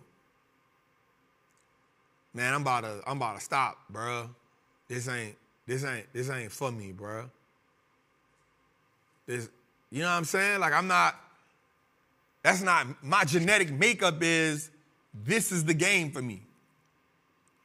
Right? And as long as I can press them buttons, as long as I can see it, as long as I can understand it, I'm playing the game. And hopefully God bless me with enough life where I can teach my daughter so when I'm at some point I can't do it, she can do it for me. Sting, press that button right there. Mm-hmm. That one. That's the one. You feel me, G? Nah, that's the one. Put it on triple beam, man. Put it on triple beam. And so that's what I want to learn. So we gonna get into this right quick. When Tootie get to it, he gonna pull it up there for us right quick. And last week, September was kind of tough. And I was the first one to say it in the Patreon group. And I think that's why the Patreon people rock with me. I'm gonna say this because I'm transparent. I'm transparent enough to say, you know, I took an L, y'all. It's part of the game. You know what I'm saying? You know, it's part of the game, right? I'm not gonna, don't get me wrong, the goal is to be flawless, right? The goal is to, I don't think nobody ever gets in a game and say, I want to lose. But you also know that I can't control the market. I can control what I see.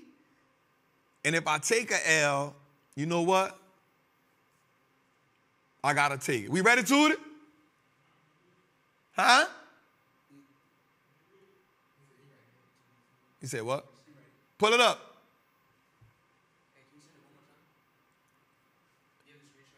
Just pull it up. I got it. Just pull it up. Just pull it up. The one we just had. Yep. So this supposed to be off. I wound up getting this play 2 times.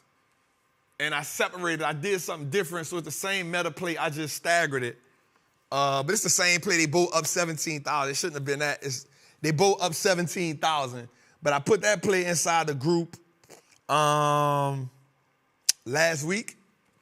I put that play inside the group last week.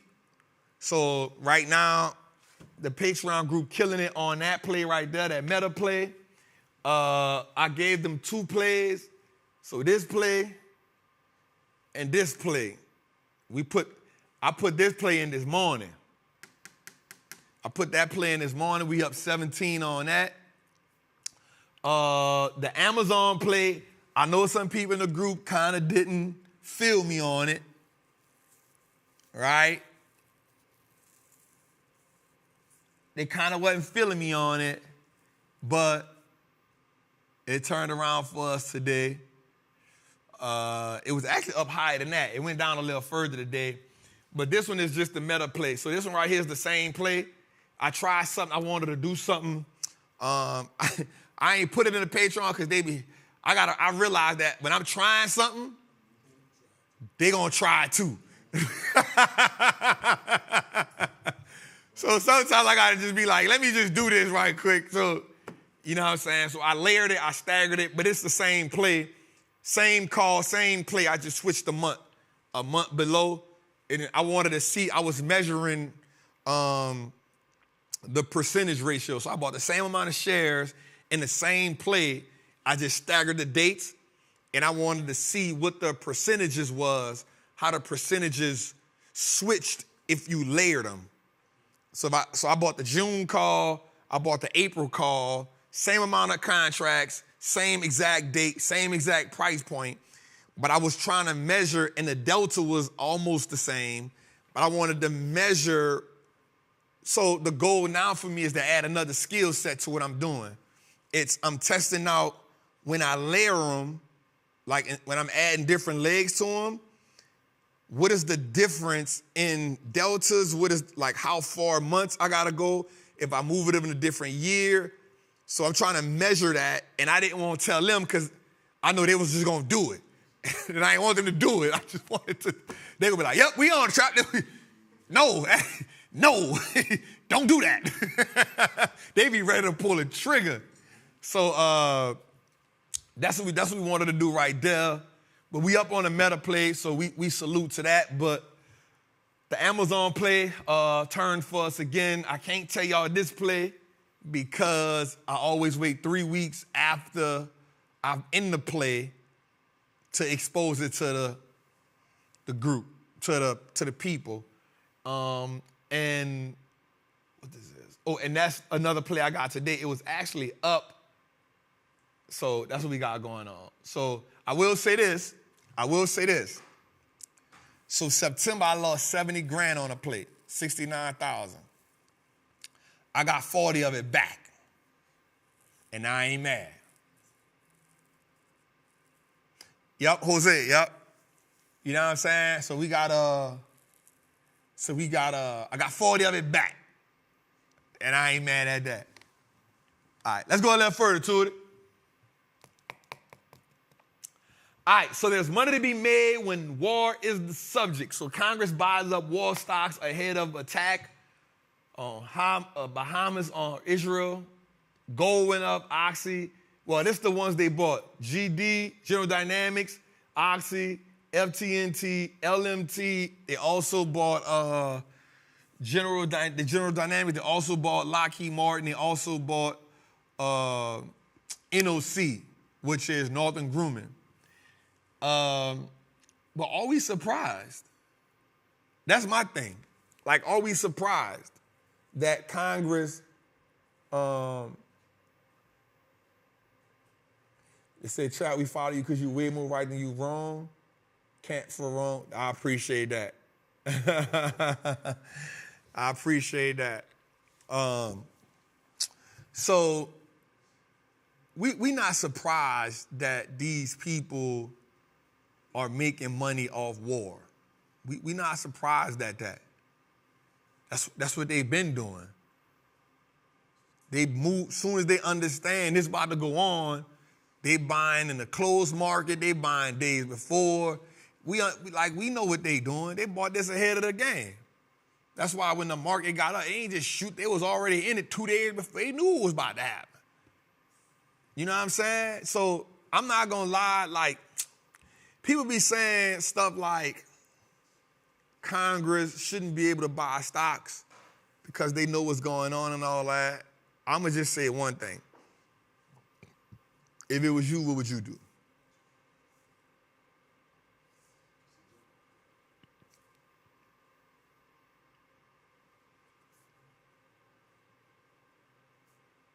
What would you do? If you knew we about to go launch something, what you gonna do? If I'm being real with myself, I don't want to see war, but let me show this video right quick. What if you got the video? Let's load it up right quick. I want to show y'all something. So right here is a video of a rocket literally inside of a person's house. I know what 2 twin beds look like when I see them. So that's either the kids' room, but because it could be an adult room too. But I know what 2 twin beds look like, so I'm gonna say that the kids saw that. Like, you just imagine you in your crib chilling, you hear the noise, and then a rocket comes through the ceiling.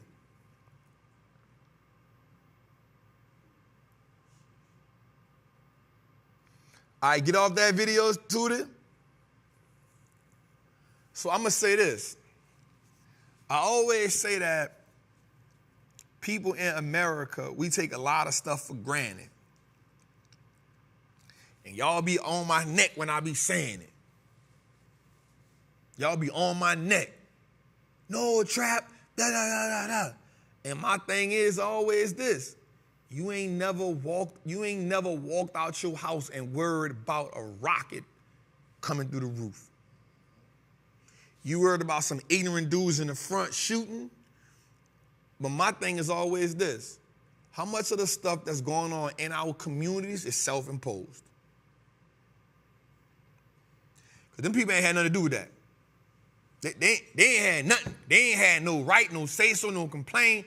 That ain't got nothing to even do with them. That's really something, that's their government got something going on that the people been, you feel what I'm saying? And so when we sitting here and we be saying, yeah, I know it. Guess what?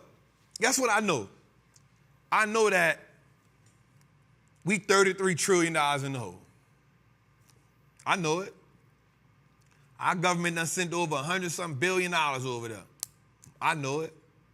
Yup. They don't teach financial literacy in school. Guess what? We know it. Healthcare ain't free. Guess what? We know it. Our tax dollars go to waste all the time. Guess what? Yup. We know it. Racism is huge in America. Guess what? We know it. But what I do know is this. Sometimes you don't understand how good you got it because you in it.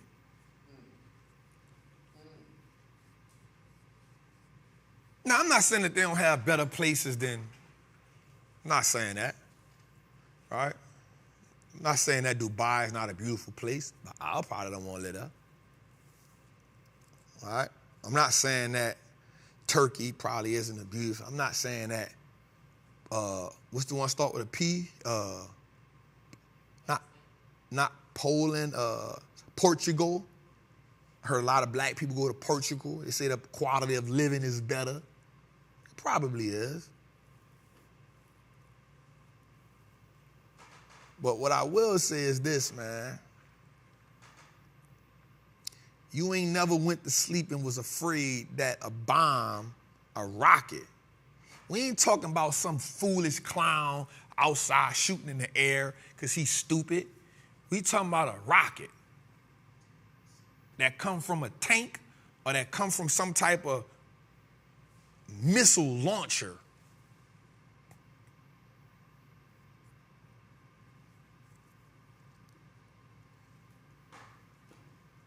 Somebody say waiting 3 weeks to expose to the public is not a great idea. Yes, it is. Get in the Patreon. You can get it the day we do it. It's the purpose of it.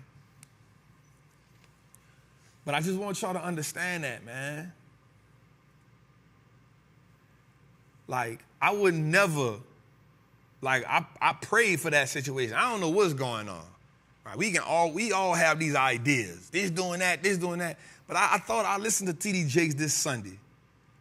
Me and Jose was talking about it. What happens when you get in the crossfire of Pharaoh's ego? That was Peter's crime. Peter's crime was he was in the crossfire of Pharaoh's ego. He did that wrong. And when I heard that, I said, ooh, that's good. Because right now, people are in the crossfire of Pharaoh's ego.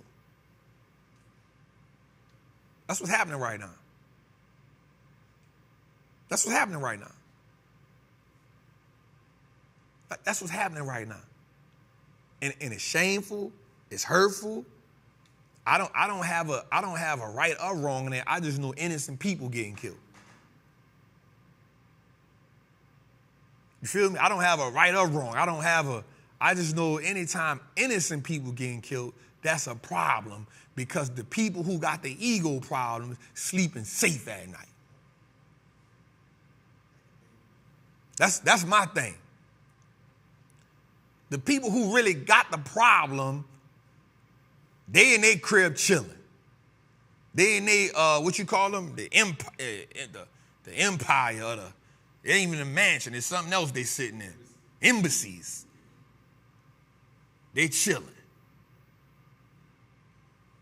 So, let's move on, man. Let's go to it. All right, right here, world's top 10 companies. Here we go. Lockheed Martin, Boeing, Raytheon, Bay Systems, Northern Grumman, General Dynamics, Airbus, Thales, Leonardo, and the ETF also made killer bread if you wanted to get into that. But again, Pac said it, man. They got money for war but can't feed the poor. Let's go a little further, brother. All right, man, right here, man. So Boeing takes flight, man. So this is a good sign for Boeing, right? This is a great sign for them, man. Their net September orders are up. They had 214 orders shipped out, net orders. Year to date, they have sold 724 airplanes. But watch this. Watch this. In September, Boeing delivered 27 airplanes. That's good because that is the highest that Boeing has been since 2019, I want to say. When it comes to sell, I had this rolled down in my phone, y'all. Yep. Also, watch this. Boeing's biggest competitor is Airbus, right? So watch this. Boeing, to date has 371 planes. Airbus has 488 planes made. But here's the killer part. The backlog. The backlog of Boeing is 5,172 planes. That is amazing for them. They haven't been in that position in a long time. They haven't been in that position since the black box situation. Remember that? When that was? 2018? Remember that? That was 2018, huh? When the plane crashed with the black box? They've been suffering. You don't remember that, Jose? That boy said a couple. Yeah, they had the 737. The thing crashed, and they said it was a black box issue. Like something wrong with the black box. And they've been struggling since then. So for them to have 5,000 backlogs, that's good. Now watch this. Since we talk about Boeing, 5 of the top defensive companies added $28 billion to the market yesterday. Think about that. 5 companies added $28 billion to the market. Yo, I'm just giving out some game tonight, dog. I'm giving out some game tonight, bro. I'm giving out some game tonight, bro. I just go a little further. 2 days. Oh, this is good. Big banks are taking losses. Now so watch this, y'all. I'm going to give y'all a second. I need y'all to get y'all a pen in the pan.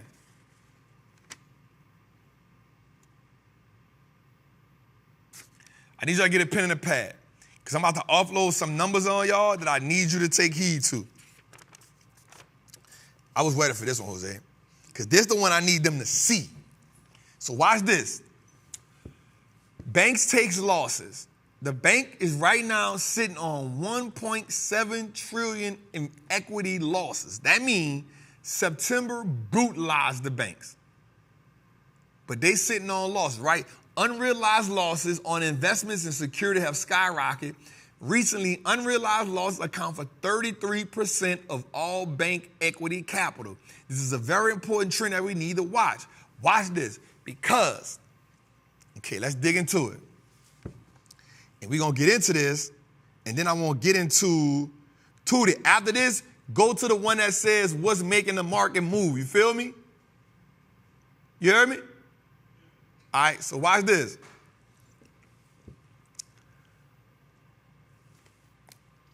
Why are you looking at me? All right, so watch this. I want us to think about this right quick. The bank's objective is to make money, right? So if the bank is sitting on $1.7 trillion in losses, plus, watch this, plus now we have 420,000 U.S. American workers that are now on strike. We're going to put some things in perspective and why I say that the economy this is why I say we are in a situation where it's about to get real dangerous. So anytime the banks are sitting on $1.7 trillion in losses, watch this. And then people have already tapped into their savings, right? Credit card debt is at an all-time high. Household debt just hit $1.7 trillion as well, right? So if the bank losing this kind of money, people don't have the money, right? Lending now, because the bank understands that people don't have the money, sales on everything is going down. But while sales are going down, prices are going up, and wages aren't matching inflation. So what the banks have now done is the banks have now said, yo, we have to tighten up these lending conditions. So now the bank not even lending money like they would. So the bank is losing money. The bank is not lending money. Credit is high. People are at fear of going default because we've already said that the average person is behind at least 60 days on at least 2 bills. Not 1, but 2. Let's partner that with 420,000 people are now on strike. That's the most since 1983. While people on strike, we need money. We need money. But watch this, Jose. 447,000 people now work 2 full-time jobs in America. Watch this. While another 1.2 million people have now adapted to a part-time job to coincide with the full-time job. Watch this. Watch this, Jose. To go with that, that is 33% higher than 2008. We talking numbers.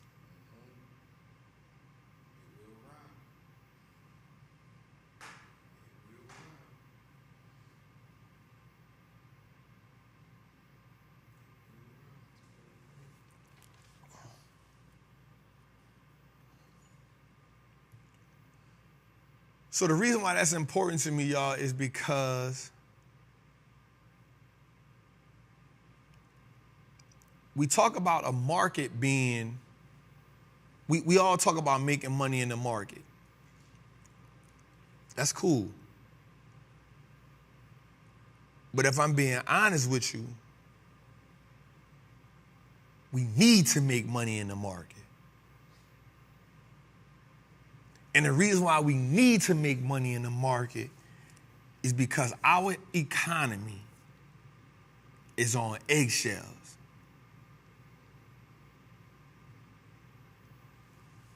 Financially resilient is what we call in episode 64, and it's for a reason, y'all. I told y'all this a couple months back. I said we need to finish the year out not spending no money. I said we need to finish the year out saving to invest, seeing if we can have some liquidity, because the writing's on the wall. And what happens when the Federal Reserve has maxed out on what they got to do? But guess what got to happen now? Now, because of this war, the 10-year and these treasury yields have come down. But that's not fundamentally that's not a fundamental reason for them to come down. It's an event that's causing them to come down. Fundamentally, we still in the same position. So when I said that 4,200 is not off the board, it's not.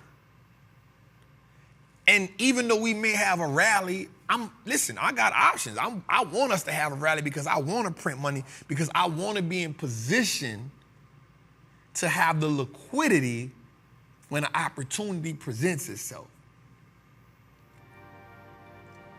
Now, I know we hear them saying, recession, recession, recession, recession. And we like, man, they keep hollering that. Well, if we keep saying it's gonna rain, one day it got the storm. And I just need to make sure I got my umbrella with me. Watch this.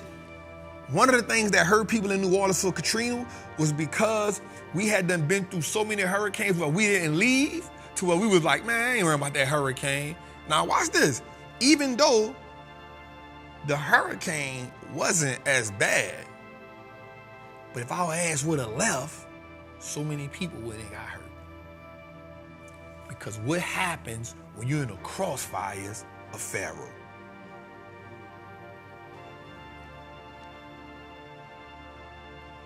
What happens when you are in the crossfires of Pharaoh? And your stubbornness is the reason why you're affected.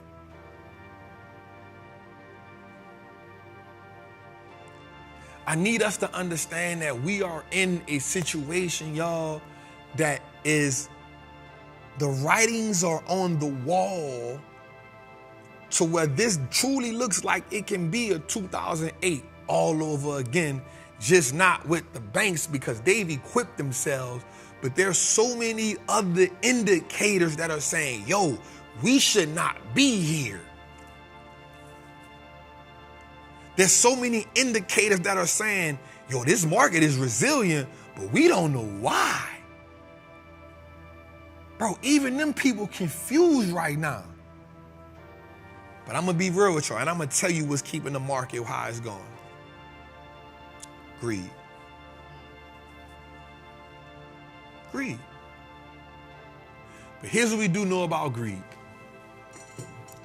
At some point, you gotta say, there's no more I can do.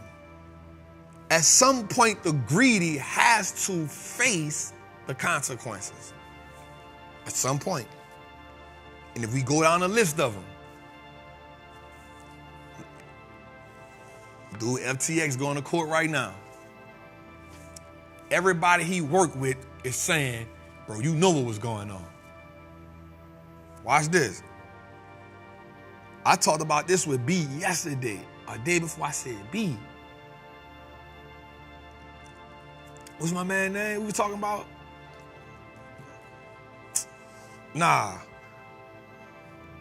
Bernie Madoff.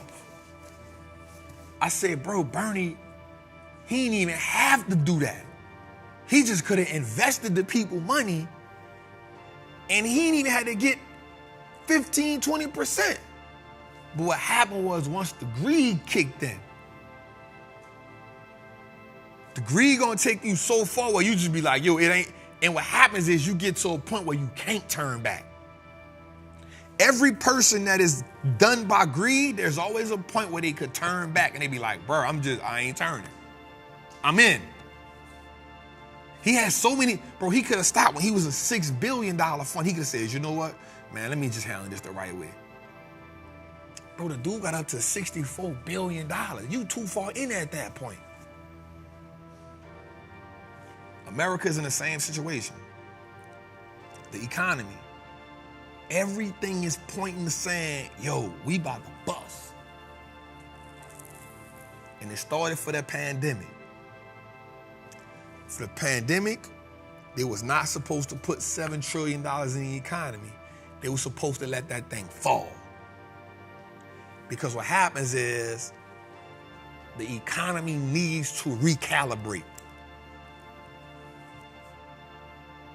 But here's what greed says. Man, why recalibrate? Just print some more money. And just print some more money. But what happens when they say, bruh, we can't print no more? Of course you can. We can't print no more. So now what happens is, guess what the gauge is now? Yo, 2 million people gotta lose their job. Guess what the gauge is now? Here's the gauge right now. Watch this.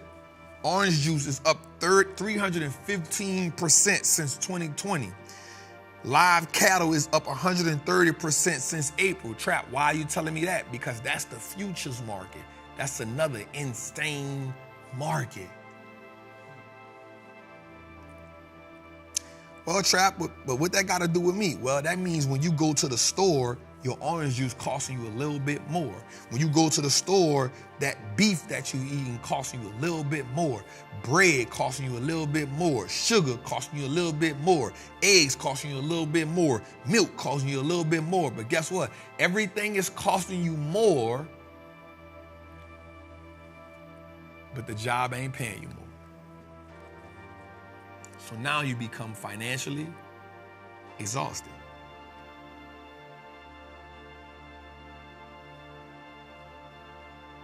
So for us and everybody in here, even my team, I'm like, yo, it gotta be a prerequisite that y'all learn this game. Because this is a way for you to make money, not to trap. When do you take money out of the market? Why do I need to be? Yo, I just want cash out and be sitting at so I can take advantage of the opportunities. And I'm gonna tell y'all what really get me, when I see the opportunity, I don't take advantage of it. I love the game. And this is this opportunity. I want y'all to understand that we are in prime positions to be victorious and not be victims to Pharaoh.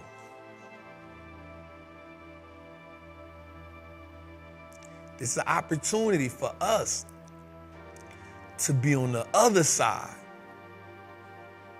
This is an opportunity for us to build our financial ark, because there's a flood coming.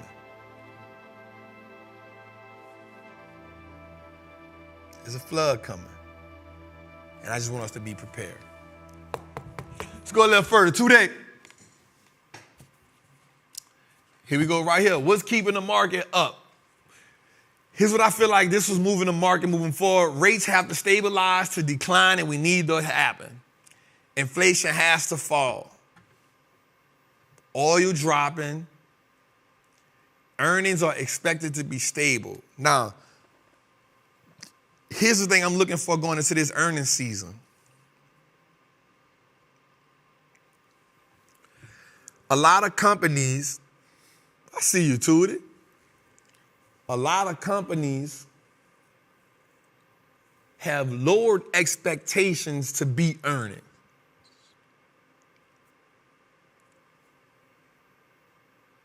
a lot of companies have lowered expectations to be earnings.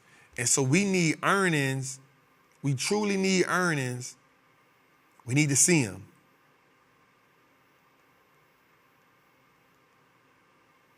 We need to see that. So Tudor, let's go to my four things they need to own. Here's my advice. Here's my advice.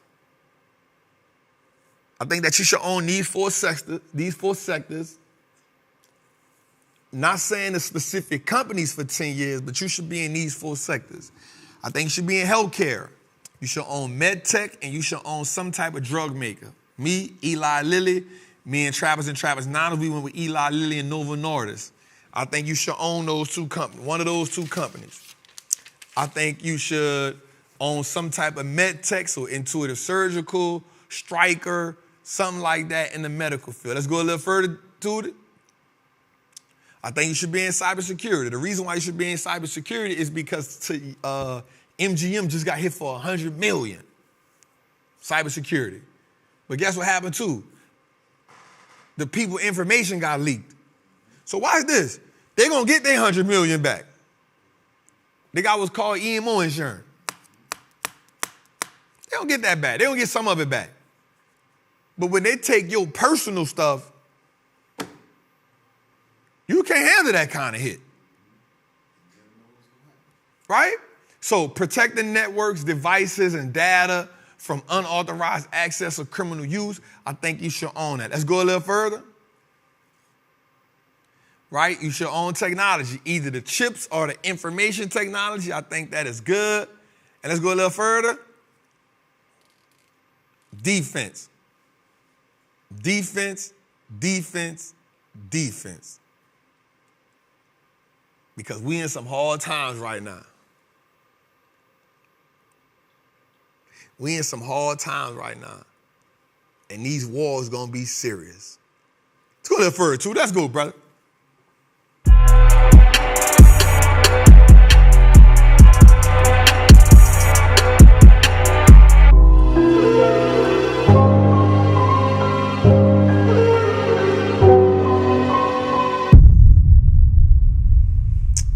Man, so look, y'all know it, man. It's flush it or flip it. Let's get to it. Right? All right, man. So first one on the list is Stryker. So the company is up year to date 11%. It's a med tech. They deal with neurotech, med tech, brains, spine. They all over the hospital, man. Let's talk about it. Stryker, flush it or flip it. What we got, Jose? Let's talk about it. Let's talk about it. How we feeling? How we feeling? Flush it or flip it. Stryker, Stryker, Stryker, Stryker, Stryker, Stryker. I like Stryker. Huh? Because they all over the hospital. Strong company, man. Good balance sheet. I ain't mad at it. All right, let's go a little back. ISRG, Intuitive Surgical. They deal with robotic surgery solutions and evasive care. Strong company. I like them. They up 10% year to date. How we feel about that? Flush it or flip it? All right, I got it. I like it, though. I like it's a strong company. It's definitely been on my list for a minute. I've never really got into it, but it's definitely been on my list for a minute, man. We gonna flip it. I like it.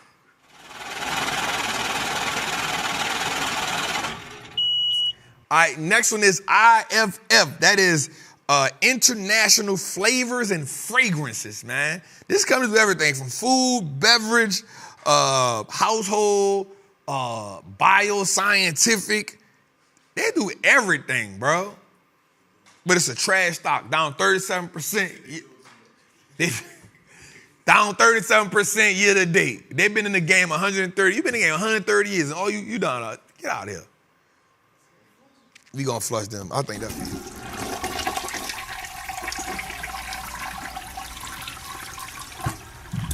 All right, let's go with American Express. Y'all know what they is, man. I ain't got to get into it. Y'all know who they rock. Oh, I'm sorry. What that is? Cigna Group. I'm sorry. Cigna Group.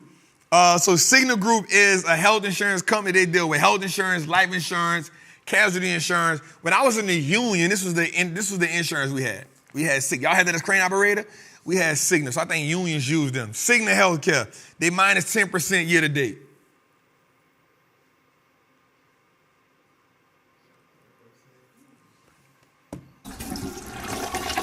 Get out of here.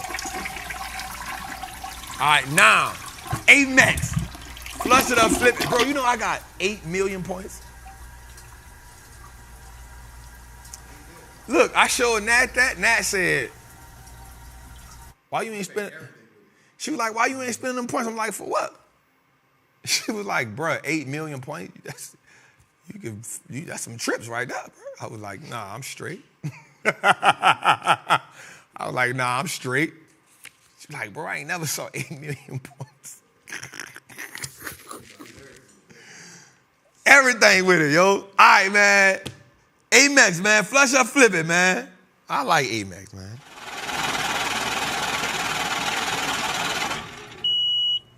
We need to get a deal. I'm going to get with LaShawna. LaShawna needs to, I got 8 million points, bro. That's crazy. That's crazy. 8 million points, that's crazy. I'm telling you, Nat was like, yo, you should, that's some, I say, no, man. This ain't no trips right here. You chilling. There ain't no trips. Get it off your brain. All right, Fortinet, man. Great company, cybersecurity, infrastructure security, Internet of Things, and security. B, what is Internet of Things? Everything internet? Could be. Up 19% year to date. Tourist, I can help you spend some. Internet of Things. Fortinet. Flush it up, flip it. How we feel about that? Flip?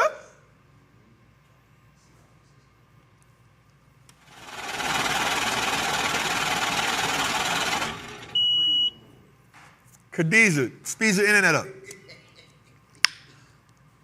All right, let's go with this one. Monster Energy Drink.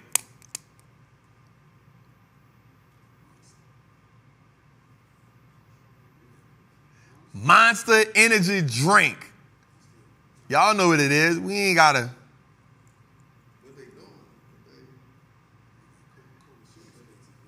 Monster Energy. I ain't got to tell. Red Bull, Celsius, Monster Energy. They don't got them. That's their competitors. This man here.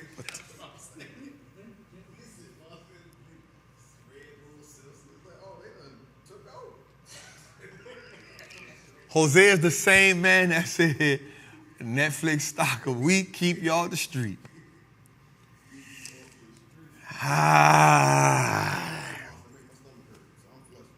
Monster Energy Drink. How we feel about that? Now watch this. What if I told you this?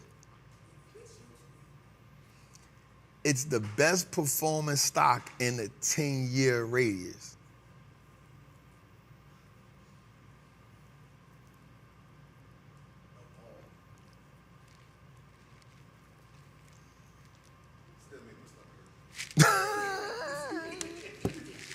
I'ma buy it though.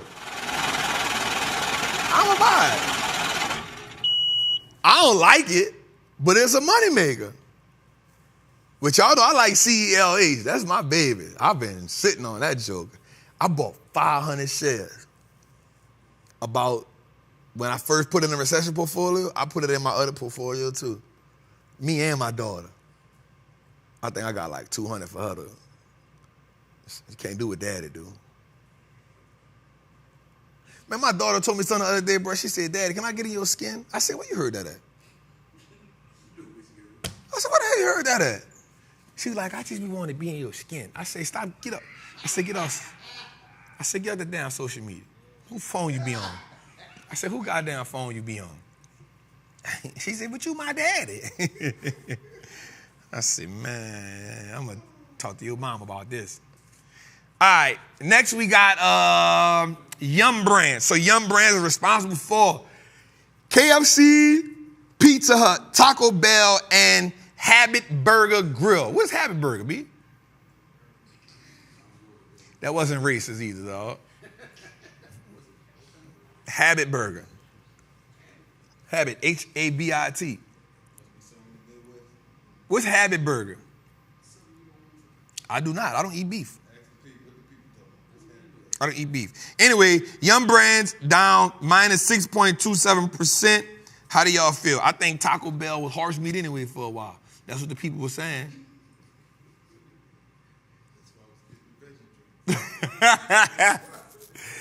I'm flushing them, man. All right, now I got one for y'all. Fair Isaac. FICO. FICO.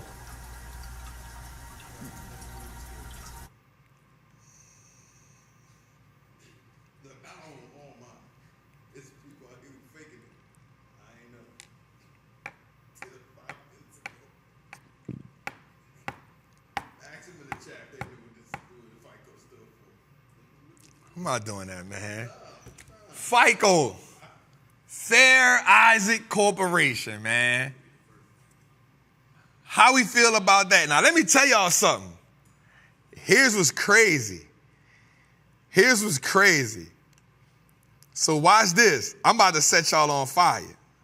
I'm about to set y'all on fire. So y'all know who this is. This is the credit school people. Y'all know who that is. That's the credit school people. Watch this. Year to date, they up 46%.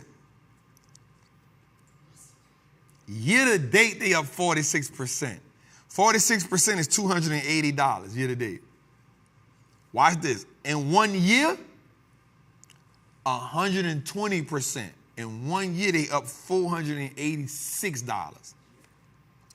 5 years, $305. They up, I'm saying 5 years, they up 305%. Watch this. Maximum, they up 1,762%. FICO. I'm about to buy some of that stock. Everybody credit jacked up. You see it? But watch this. It's an $889 stock.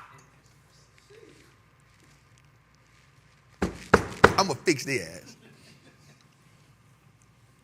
I'm going to fix them. I'm going to at least get 100, B. Easy. By minusing your credit.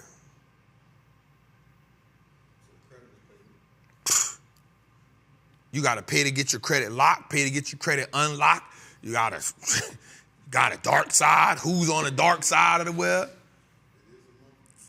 They snatching you.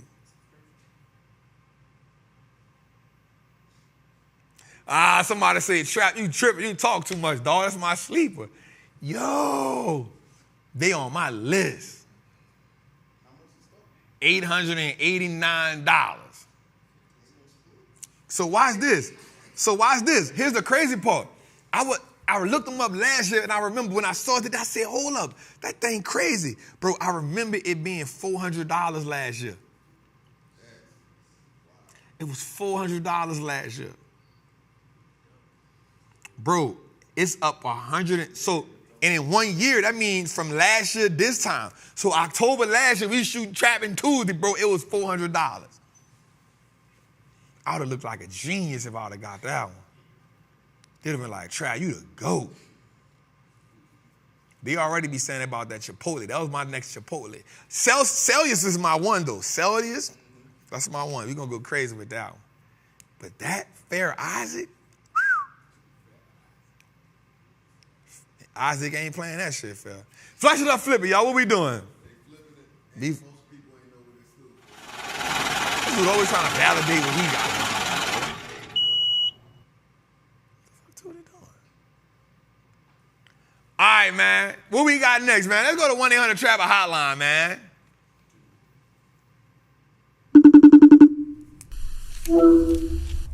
Hey Trap, it's Matasha from back home. I want to first off say thank you so much for all your teaching. My portfolio is currently up like 15%, which is the most I've ever seen it. And I know it's definitely because I've been following you and learning from you. And I think I bought all the courses that you have. And so I'm just continuing to learn and grow each day. But I wanted to ask, if we're looking to be more well-rounded investors and have that hedge fund manager thinking, do you have any advice on what our day-to-day habits should be? As always, thank you for all you do, and I'm excited to continue to keep growing with you as well as growing myself. Peace out.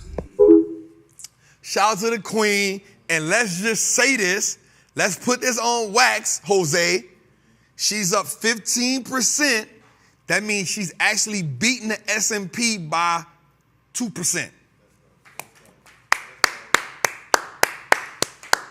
Let's clap for that queen. Let's clap for the queen. Let's clap for the queen.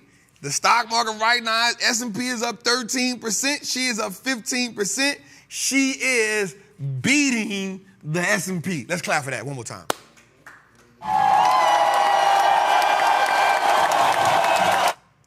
All right, so daily habits, algorithm. Your algorithm, I like it. I think most, I don't really have I'm not kind of like, people on Instagram be like, I got up at 4 o'clock in the morning, I tied my shoes, I ate some egg whites, I worked out. I think you have to find what's comfortable for you, but I do think you need a routine. So I do know my routine is, for the most part, I get up maybe 6:30ish. If I got my daughter, I'm going to get up at 6. If I don't have, I'm going to get up at like 6:30. Difference is, I ain't got to bring her to school. I got to bring her to school. I know that. I'm going to get up. I am going to go work out. That's for sure. I take this stuff called lion's mane. I take you took my bottle, huh? My mama probably smuggled it to your ass. So I work out in the morning. I take the lion's mane. I pray. That's the 3 things I do for sure. I work out in the morning. I take my supplements and I pray. That's for sure. Next thing, I make sure I hit both of the groups up. You probably don't want to know about that, but I go straight to the market. I go straight to the market. And while I'm working out, I'm listening to either something to spiritually help me evolve, or I'm listening to something to personally help me evolve, or I'm watching the market. So one of the things I will say is you have to become that thing. You have to become that thing. So for me, that's important. That's kind of my routine right there. Like, I'm not going to lie to you and be like, I do this, everything calculated. But what I will say is outside of Trappin Tuesdays, which is my late night, I've made it a habit of going to sleep at between 9:30 and 10 o'clock. The more rest I get, I see that the better I am during the day. And I will say this, I've started now taking naps. But I got away from them. Not even because of Lily School. I just got away from them. We was on tour. I was doing all kind of stuff. I got away from them. I got back to taking naps. And I've read something that said taking a nap, like a 30-minute nap, 45-minute nap, bro, it gives you new life. So that's kind of my thing, Queen. I'm not gonna lie. Like during the middle of my day, I don't know. I'll call Ozzy and be like, bro, let's pull up to the studio, let's shoot. I know I'm about to do it now because I'm about to go to shooting content like crazy. But that's kind of my thing, Queen. My morning is the most important to me than the rest of my day. When I start my morning off right, kind of the rest of the day falls in line. So that's kind of my thing, Queen. And I think you just but you do need a routine. You need a routine. I would say at least trying to read, at least about 10, 15, 20 pages a day to help you of what you want to become. But yeah, naps are important to me. All right, let's go a little further. I hope I helped you, Queen. Let's go. Good afternoon, Reverend Trapp. Trapp, I just wanted to know, once you start to grow your accounts, or should I say scaled your accounts, at what point did you think it was okay to start maybe taking out some of your gains to celebrate those gains? Thank you very much. Say it, OG. Man, I got so much love for you. And I'm about to say it with the utmost respect. I'm no damn reverend.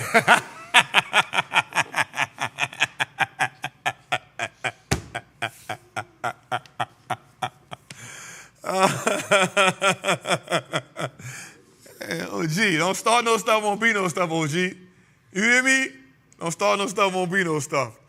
I think the first time, I'm not gonna lie to you, celebrating my win is knowing that I made the right investment decision. I don't necessarily need to take it out to go spin it. Celebrating myself is, now I did do one thing.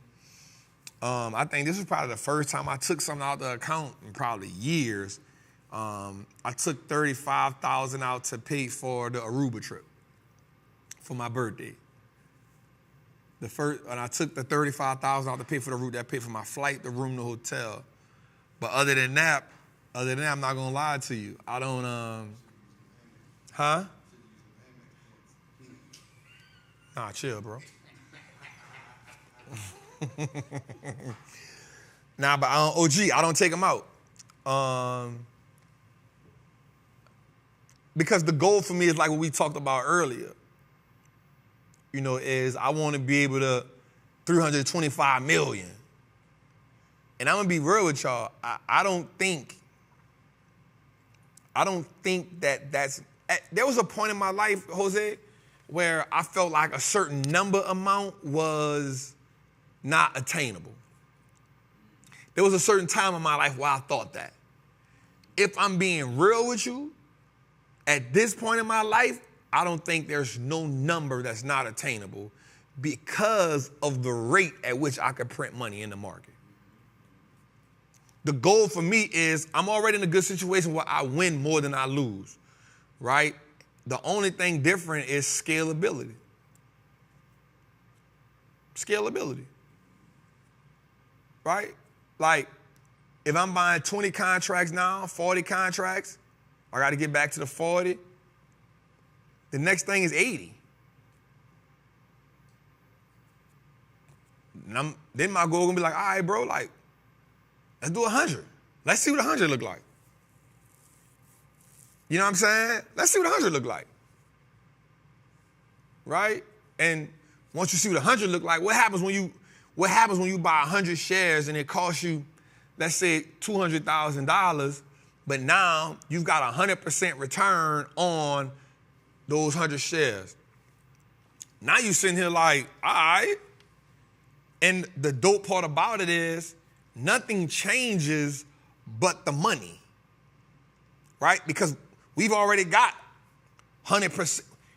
Everybody in the Patreon, if you've been with me since we first started the Patreon, you've got 100% return on at least 2 of your option trades.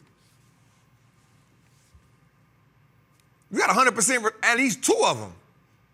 So that paid for the Patreon for the year, that double what you put in it. You know what I'm saying? So if I lose 1 or 2 trades, I'm like, I bet that come with the game. I ain't tripping. And immediately I put in the Patreon, here's the lesson I learned from this, y'all. This is what I learned. Boom, boom, boom, boom, boom. I said, when this happened, this is going to happen.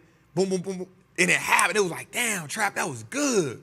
You know what I'm saying? So even for the losses, I'm like, I bet. Now, I'll say out loud, well, one of the things I learned, one of the things September got me with was it got me with fool's gold. So I saw the stock go from 890 to 923.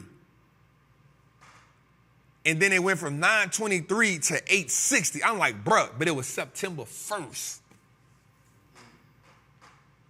They reported like September 1st or September 2nd. Now, my follow was I went in the group the day before and said, yo, it's September, y'all. I ain't really making no moves. I'm chilling because I know what's going to happen here. But when I saw the thing go from 923 to 880 in my mind, like, oh, I'm looking at what it's, I'm like, bro, it's going to at least going to hit to 890. And it's going to float between 890, maybe 870. It's going to float between, it's a month. It's not going to fall from 880 to 808. Never in my wildest dreams that I think that was going to happen. So it fools gold me. I took that L and I said, say y'all, here's what I learned. I don't care what it looked like. I'm going to just sit the whole September out to the last week. Because it is ideal to buy them while they're down. Why is it ideal to buy the option while it's down?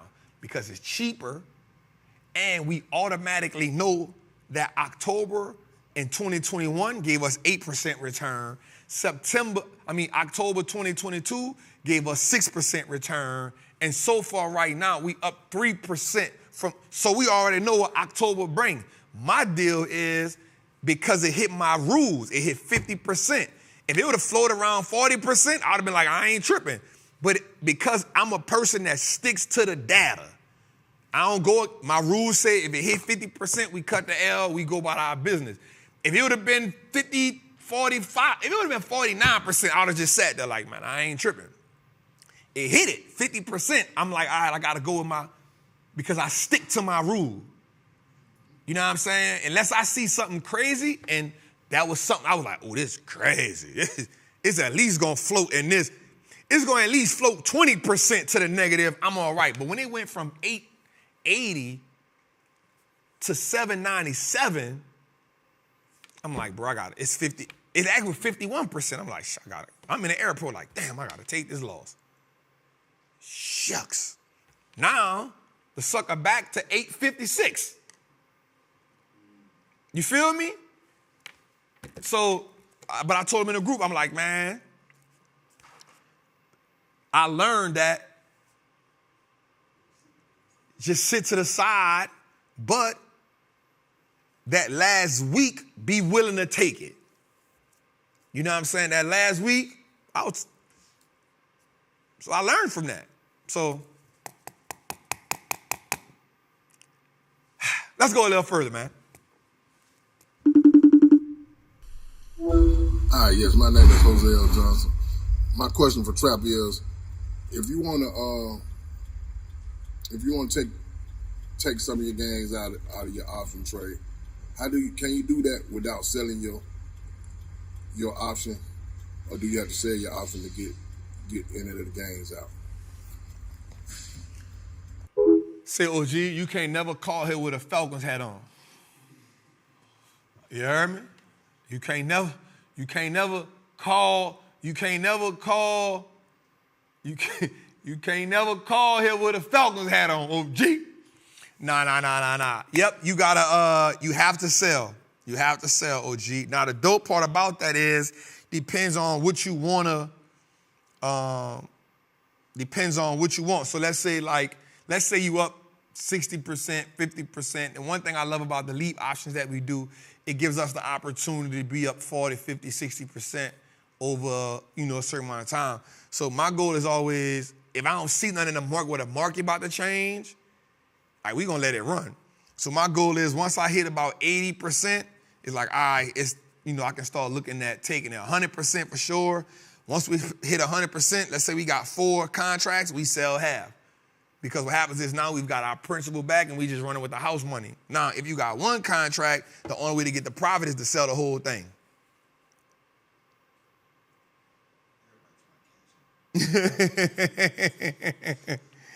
You know what I'm saying? So that's the only difference. So if you got 1 option, then you got to sell the whole thing. If you got 2, you sell 1, you keep 1, and then you good. We got another one today. What up, Trap? I was trying to figure out how do you choose which option play you gonna go with once they all hit those resistance points around all the same time. So Google hit the resistance point, NVIDIA, Tesla, Apple, and there was another one that hit it. But I just want to know how you decipher between which one you gonna go with when they hit those resistance points. Cause man, I'm trying to buy all of them. Shit, I'm trying to jump in everything. You? I'm about to tell you what we picking for. what we picking for. You know what I'm saying? Like, and shout out to my guy, man. He came to the VIP. I'm gonna be real with you. That's what I did today. Like everything, I put them in a group today, all of them had did what when I picked the meta play, they all, if you took the options course, we talk about that hook, right? They all had to hit my hook. Let me hit. Meta hit first. Amazon hit, but Amazon took maybe a week or two for it to really turn green. Let's go. You know what I'm saying? Today, the play we put in today, it finally hit the little whip. I said, let me get it. Nah, you saw that beat? It said whip. I said,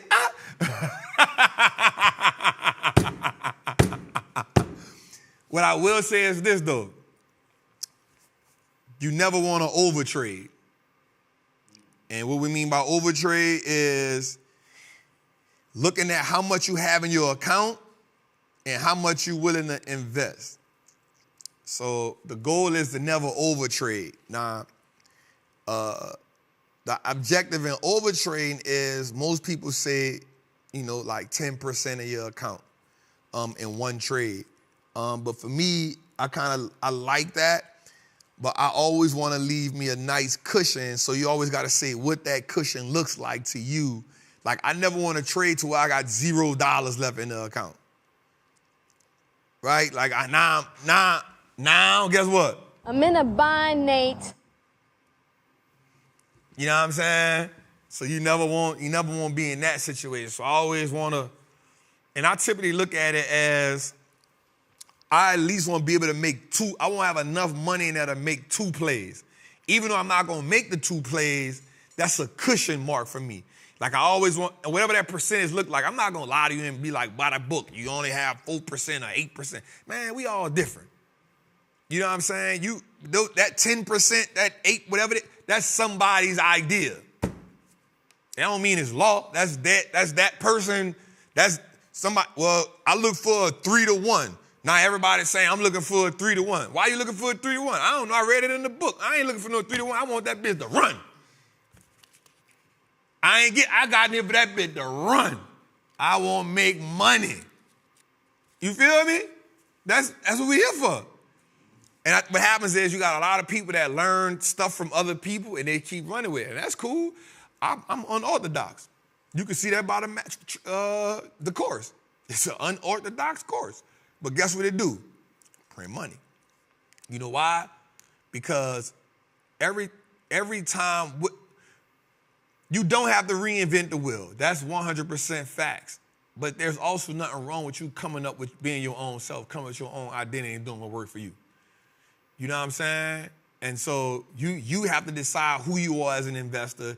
You have to decide what it is, what's your risk tolerance, for me, I know the average at what I trade, because I'm trading 20, 30, 40 contracts at this, the average thing gonna cost me probably about $35,000 for 20 contracts, bare minimum. So I need probably about 60 grand sitting on the side. I'm all right with that. That's just my thing. You know what I'm saying? Like I needed probably about 60,000 to make me be like, all right, bet. Because my money, the rest of it tied up in plays. But to let me know, I'm like, all right, bet. But I do know with that 60, I ain't making no plays until I get out of one of these. Now, caveat to that is, I do believe that I shouldn't be in no more than 5 or 6 trades at a time. For me, I shouldn't be in no more than 5 or 6 trades at a time, because I can only pay attention to that many at a time. Now, the difference in that is, let me double down on that. if I'm in 5 trades, or let's say I'm in 6 trades, and one of them is at 100%, then that trade is null and void. So if I don't want to be in 5 or more than 5 or 6 trades at a time, let's say 5. We'll say I don't want to be in 5 trades, no more than 5 trades. But let's say one of my trades is at 100%. In my mind, I'm only in 4 trades because I done already took the profit from that and put it back in my stash. So I'm only in 4 trades right now because that's the house money. My money is back put up. So if I'm in 6 trades and 2 of them at 100%, I'm really only in 4 trades because I already took my profit back and that's house money. And now what I'm going to do is I'm going to scale out of that. Right? It might go up another 30, 40%. I ain't tripping. Let me sell one more. Because I be buying 20 now or 40 now. So I got 10 in there. That's 10 house money. It run up another 20%. All right, let me take 2. All right, it go up another, let me take 2. And then I just let the last one run like, all right, I got 3 of them that's in there. Whatever they do, I don't care. You know what I'm saying? So it's understanding what rules you set up for yourself that you gonna abide by. For me, 50% is my rule. But if you're a new investor, I'm gonna tell you, hey, yo, 10% come up out of there. Well, why, Trap? Because you haven't tested the 10% rule yet. Now, most of the people in the Patreon, watch this. I know for a fact right now, if you've been with me since the beginning, your risk tolerance is probably about 35%, 40%. And here's why I know that. Because we watched Google go to 30% below before it shot back up and we was up 70% on it. But it took us 3.5, 4 weeks for it. We watched it go for, Chat, what we doing? I'm like, we good. Chat, what we doing, man? We good. Chat, what we doing? I ain't say we doing nothing. Why you keep asking me what we doing? I ain't say we doing nothing.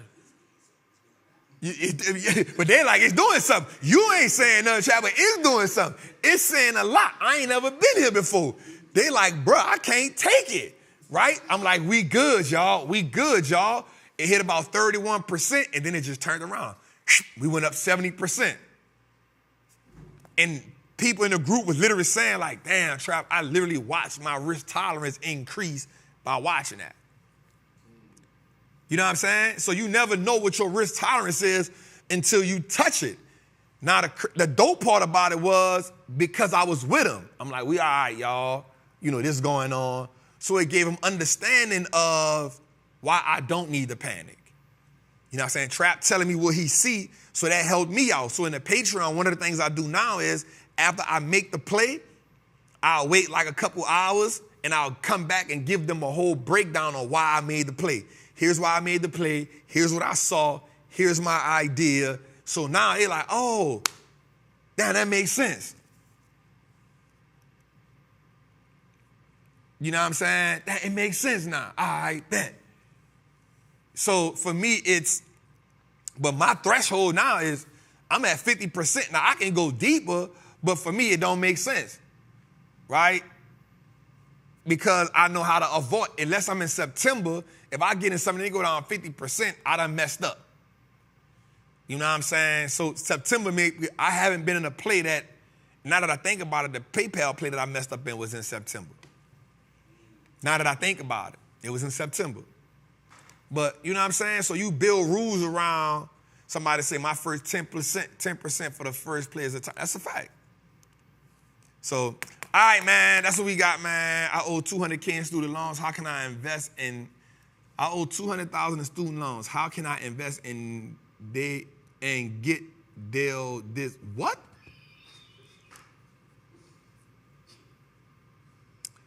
I don't know. I tried to read it, bro, but I tried to read it, family.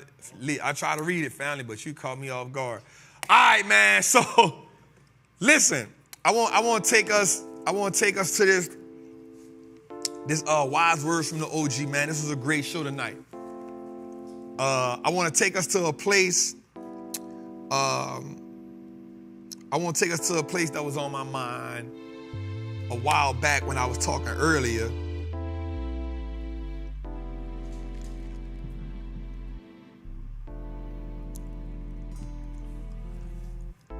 It comes from Proverbs 1, verse 29 through 32. And I want y'all to read this with me. For they hate knowledge and did not fear the Lord. They wanted none of my counsel. They despised my reproof. Therefore they ate of their own ways and filled with their own devices. For turning away from the simple shall slay them, and the prosperity of the fools shall destroy them. When I read that, man, it touched me in my heart, because people say they want to change their life. People say they want to be better. People say they want to accomplish great things. People say they want to be successful, but they fear the knowledge. They hate it. And you know why they hate the knowledge? Because knowledge requires you to be diligent. Once you have knowledge, you now have responsibility. Responsibility now becomes priority. You can no longer say you're naive. You can no longer say, I didn't know. You can no longer say, this is my first. Once you have the knowledge, your universe changes. The possibilities changes, and you become responsible. And then the next thing said they wanted none of my counsel. So what happens when you get the knowledge, when you don't want the knowledge, or you get the knowledge, or you have access to the knowledge, but then you get somebody that wants to teach you, but you despise that counsel.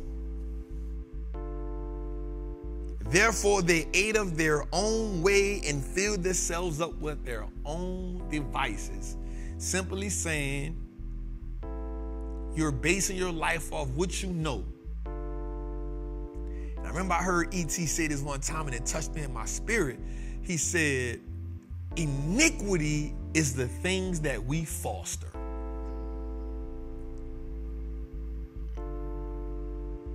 What are you fostering? This just the way I am. Let me make it clear to you. That's when you start saying, I'm just this way. That's just the way I am. I just do it like this. This is my way. This is my truth.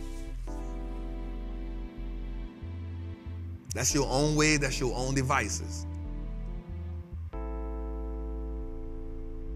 What happens is when you start to live in your own devices, when you start wanting the cake that you made and you won't eat the cake too, when you start filling yourself up with yourself, when your own thoughts and your own ways become the only operating system that you have, I promise you, you are headed for destruction. Wise counsel. When we talked about your financial algorithm, we said that part of your algorithm is the people who you have conversations with on a daily basis. Because just like, this is about to be heavy right here. I told Jose this earlier. There was a part when Jesus said, yo, Peter, I'm about to go ahead on and, it's my time. I done came what I done came for. It's over with for me. And Peter said, man, you tripping. That ain't about to happen. And then Jesus says, Satan, get behind me. He said, get behind me. Now, I'm just telling you that Peter was my dude, right-hand man. Peter's cutting the ears off for him. Peter with the smoke. But what happened was, Jesus knew his mission. He knew what I came for. He had been spoken into. And so even when the whisper of his best friend spoke in disbelief, he said, you speak the tongue of man. I need you to understand that you got people around you, you on your mission, but they speak in other world. And I ain't saying the world back, we all live in it, we all do our thing. But what I'm saying is they speaking the word, they speaking the vice, they speaking to your algorithm, and that's what's anchoring you to where your progress at. You can't get to your progress because you anchor to the word of the people around you. So much of the word from the people around you is diluted and it's stopping your mission. Why you think that when Jesus was in the wilderness, the devil ain't fighting with nothing but what? Word. You gotta fight word with word. You gotta fight word with thought. You gotta fight word with belief. You gotta fight word with action. So the people around me speaking the word, I gotta combat them with word. I gotta double down on my belief, and then I gotta take action because I understand that what your word is going against everything I believe in. I still love you, but I gotta kind of distance myself a little bit, Peter.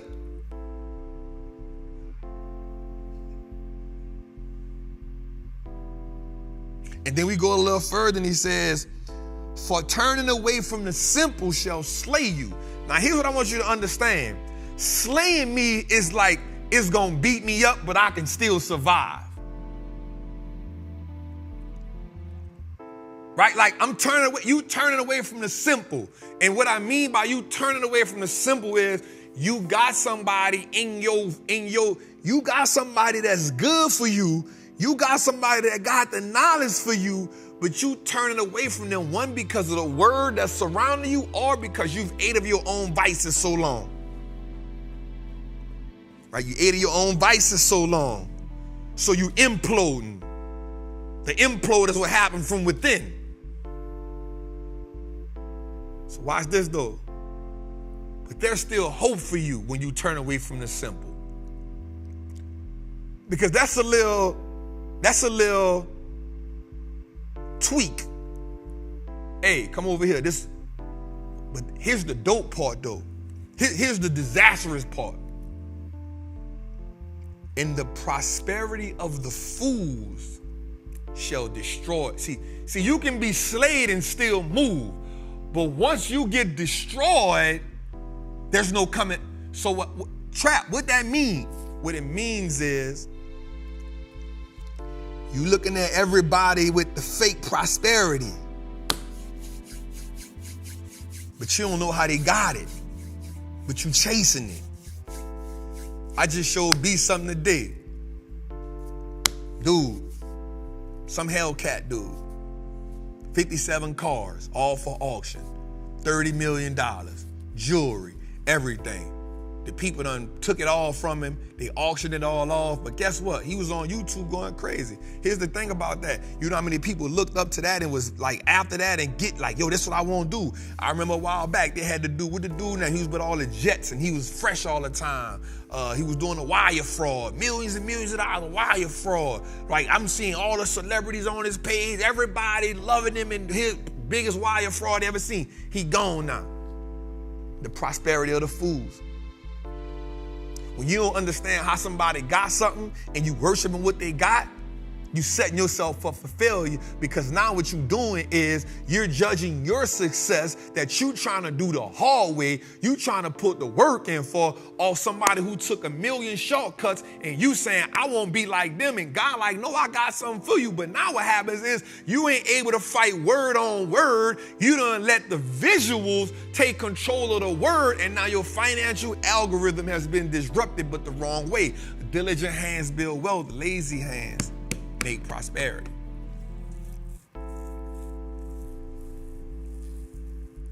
I ain't got nothing against nobody. I'm just saying we looking up at stuff on Instagram, and I'm gonna keep it real with you. Instagram has been the detriment. Social media has been the detriment of so many amazing people with great potential, but you give up because you comparing yourself to somebody that's doing it the easy way. And so the prosperity of the fool is gonna be your destruction, because you been putting in the work, and you right there. You on the brink of something great, but as soon as you scrolled on the gram at 2 o'clock in the morning, when you had a little doubt in your mind and you saw somebody taking a trip, and then you strolled again and you saw somebody with the money, you say, I can't do this no more, I quit. And he was right there. The prosperity of the fool that messed up your whole algorithm, and it's destroying you. I need you to understand that. Proverbs 1, 29 and 32. I want you to go look at that. The prosperity of the fools. And I could be wrong in my interpretation of that. And if I am wrong with that, I ask God to forgive me. If I am wrong in that, I ask God to forgive me. Because I meant it for good. I meant it to shine light on something that I saw when I read it. I said, damn, I see, this makes sense to me. This is the reason why so many people are falling short. This is why so many people are failing at their assignment, because everything they dreamed of, you are getting glimpses of it, but the prosperity of the fools,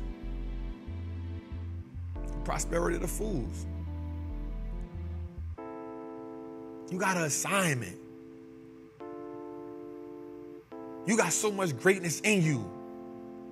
The one thing I love about the acorn is the acorn ain't never let nothing in nature tell him it couldn't be an oak tree. And once the acorn stood 10 feet down, 10 roots down in its assignment, it dominated the soil. And here's the dope part about once you dominate the soil up under you, it take hell and high waters to uproot you. Go try to uproot an oak tree when it done cemented itself. I promise you it's gonna take some hard work. You ain't just getting it out of there. But before you get in oak tree form, you in acorn form, comparing yourself, and I can just kick you along. I can just kick you along, because you ain't never take root.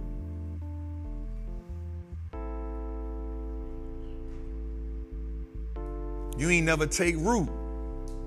And you ain't never take root because you still comparing. You ain't never take root. You ain't never realized like, yo, I'm a whole cold-blooded oak tree out here, but you in acorn form looking at caterpillars and all kind of other stuff and cypress trees and all that. You too busy scoreboard watching. You couldn't become the acorn, and now somebody come around and just do this.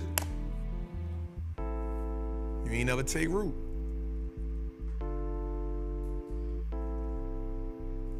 You ain't never take root. So when you leave Trappin' Tuesday, episode 64, I want you to dedicate to taking root.